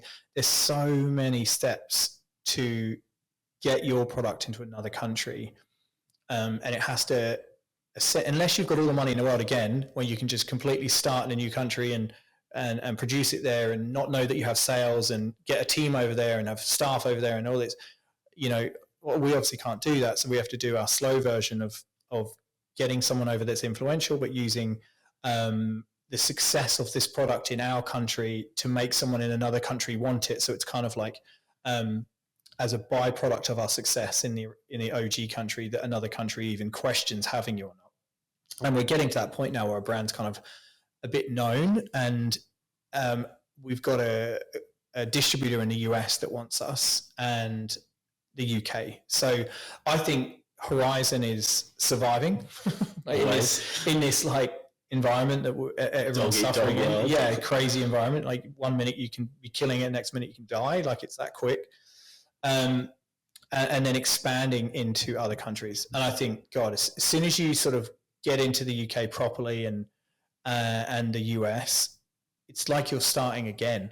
It's like obviously you have something that you're willing to give and it's already doing well in another country. So a bit of the battle is not really there, but getting other people to be on team is then forever the battle. And look, if we're not then thinking about being bought, you're an idiot. Like I would love to say that in 3, 4, 5 years time, we sell for a mozza, and then, then I can plan what I'm going to do with my retirement. Yeah. Then you can live on the other side of the river. You can move to Balmoral. All right. Moving into the final 3 questions, top 3 that I always do for each guest.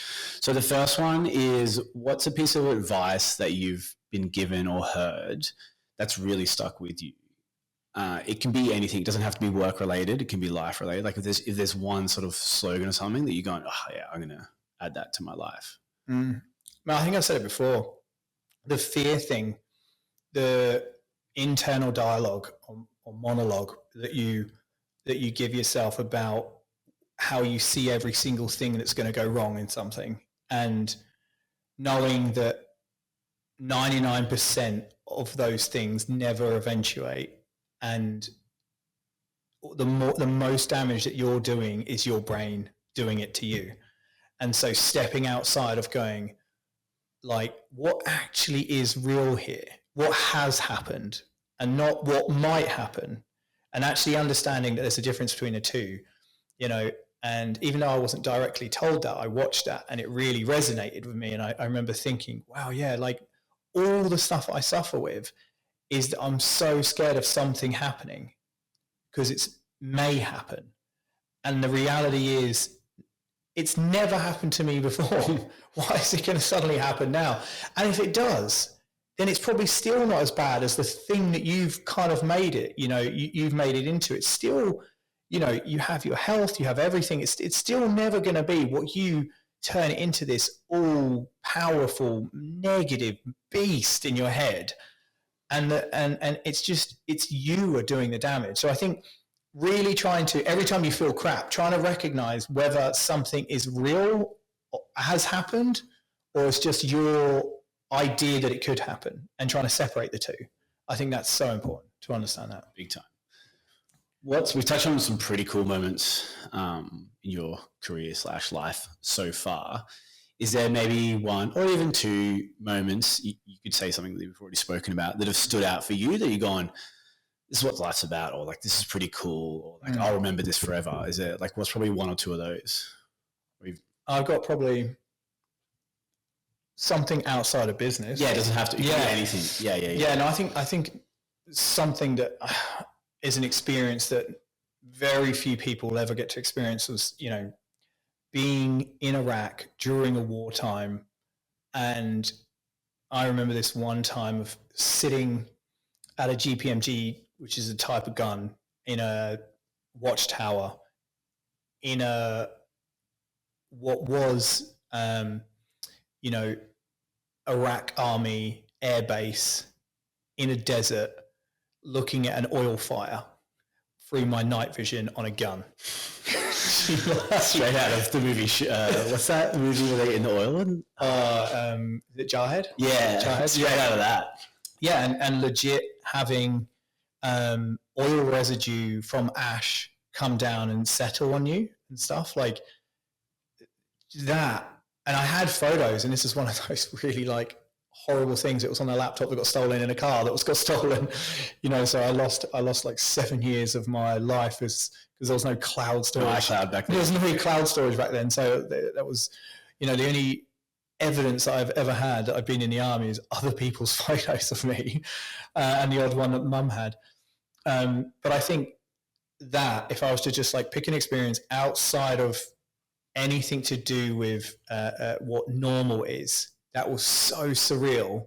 Like experiencing being in the middle of a night and the thing that's lighting up like in front of you, like as in the ambient light that's in front of you, is from an oil fire that is not very far away, and you're looking at it through a scope on a machine gun in a war, like in a desert, like very surreal. I'm not saying it's like a positive thing. No, yeah. But as an experience, you can't delete that No memory. way. You can't, and it was. How many people have done that? Yeah, and it was mind blowing. It was in awe. You're in awe of a situation that you're in, and I think those kind of things will never disappear out of your head.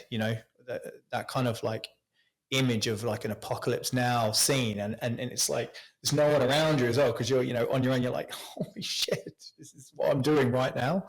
And I was only, I think I was 21. I think when I saw that, yeah, It's pretty cool. Mm. I mean, take away the context of why you're there. But that particular 5-minute window, is pretty surreal. Yeah, and it'll never happen again, and you'll never experience that again. It's a win that will never happen, or it's an experience that will never happen again. Like it's very one-off. Yeah, That's cool. Do you have an idea, final question, an idea or a project? Like say money wasn't an object. You sold Mandatory for $100 billion. You got all the money in the world. Is there an idea that's like you've gone, this would be cool to do? I've always thought this. I actually spoke to Mark about this 100 times. Okay, we're on here. Yeah. It's actually investing in small businesses and giving people the chance that you so suffered with, is that you have the best idea in the world and you're the hardest worker in the world and you have everything other than the thing that we always said is what makes it is money. I would love to give people the opportunity to have their business be a reality. And I think, hopefully by that point, you've kind of got a big experience of what really works and what doesn't work. And you can kind of see in someone if someone's going to be good or not. And, you can see if someone's like a die hard, like, because you really understand, you don't even have to be in business that deep or be that successful to know why someone is successful or not. Like it's just pure sheer determination of just constantly, doesn't matter how crap you feel, you're constantly doing it and you just keep doing it every single day. And it's just surviving, and willing to just do all the work all the time, kind of be a bit of a crap friend, a bit of this, and but like generally, like that is the thing that it's usually you have people that are successful not doing that and people successful, doing that. But the one commonality, if you were going to really look at someone, is this sheer determination. I think you can see that in someone really quickly. And so I think providing capital to tens, dozens, hundreds, whatever, however big capital you have, and maybe taking shares in those companies. So you're sort of then going along with the journey with them, but providing them a bit of stability, a bit of capital, and your network and your contact list that you've been working on for fucking 20 years. Yeah. Because it's the same people in this world, like especially if you're in like FMCG, if you're in anything to do with really Coles and Woolworths, because they kind of own FMCG in Australia. Yeah, whether it's booze or whether it's food or grocery or anything, it's the same people. There's not many people that are actually in that system, or especially at the top. And so if you've been around long enough, you generally like know them or know someone that knows them, and getting your foot in the door is 99% of the issue. So I'd love to do that. I'd love to, if I didn't ever have to worry about money and I had money in the bank, I would try and make other people get in my scenario, get in my situation. Yeah. I'd love that. Be your own like version of Mark Cuban. Yeah, baby, infant Mark Cuban. Yeah, I think about that too. Like if I ever won the lotto, I'd love to just go to all my friends and be like, what company you want to do? Restaurant? Let's do it. Your restaurant, here's the money. Like, yeah, that'd be cool. Yeah. One little bonus question, because I know you don't read, but you do the Audible version. What's a book you've read most recently you should read on any topic? It was fucking awesome. How to Get Rich by Felix Dennis. It is not your stereotypical how to get rich book. It's almost like a play on that word rather than, and it's this guy, Felix Dennis, that he was a publisher in the UK, actually globally. Like his company ended up being, I think his net worth before he died in 2014. I didn't even know that. I was like, what are you up to now? Like, looking for, like, you're dead. All right, okay. He was worth 750 million when he died, and he came from nothing. And he was in publishing. But what's great about the book is, he's a Cockney. So it took me back to being a bit English. And his version is so cold and kind of like really graphical about how crap it can be. And so, he talks about how lonely it is, and he for half the book he's trying to convince you not to be it. It's and he's like, this is what you're going to constantly be getting throughout your life if you want this. So I'm going to tell you now to not do it because it's a shit life. And he constantly does this all the way through. And it's this like mind fuckery of trying to whittle out like the people that shouldn't really be doing it, and that it isn't for you and stuff like that. So a lot about the book is around, it sounds really negative, but it's actually not. It's actually really motivating because it makes you kind of say that I am one of those people that want to make it. I am desperate to do this, and I won't stop at anything. By the end of the book, it's incredibly motivating because you're kind of arguing with him through the book of like why it is for you, and he's telling it's not for you and stuff like this. But then obviously it's full of his methodology of networking and like his one of his things is never give shares away. Like his thing is, it's like, you'll have to, cut these shares out of me. Like it's one of these things is the value and everything. He's like, look after people left, right, and center, but never give shares away. And there's lots of little intricate things that he focuses on, but it's different. The book's really, really different. Like How to Get Rich. Yeah. Felix Dennis. I have to give it a whirl. Yeah, it's good. Thank you so much for coming on. We could have another 17 hours. This has been 3 hours and 7 minutes. Standard conversation in our household. We used to live together. It's an honor having you as my first episode. Thanks so much for coming in. Appreciate it. And I look forward to seeing 20 more different products from you.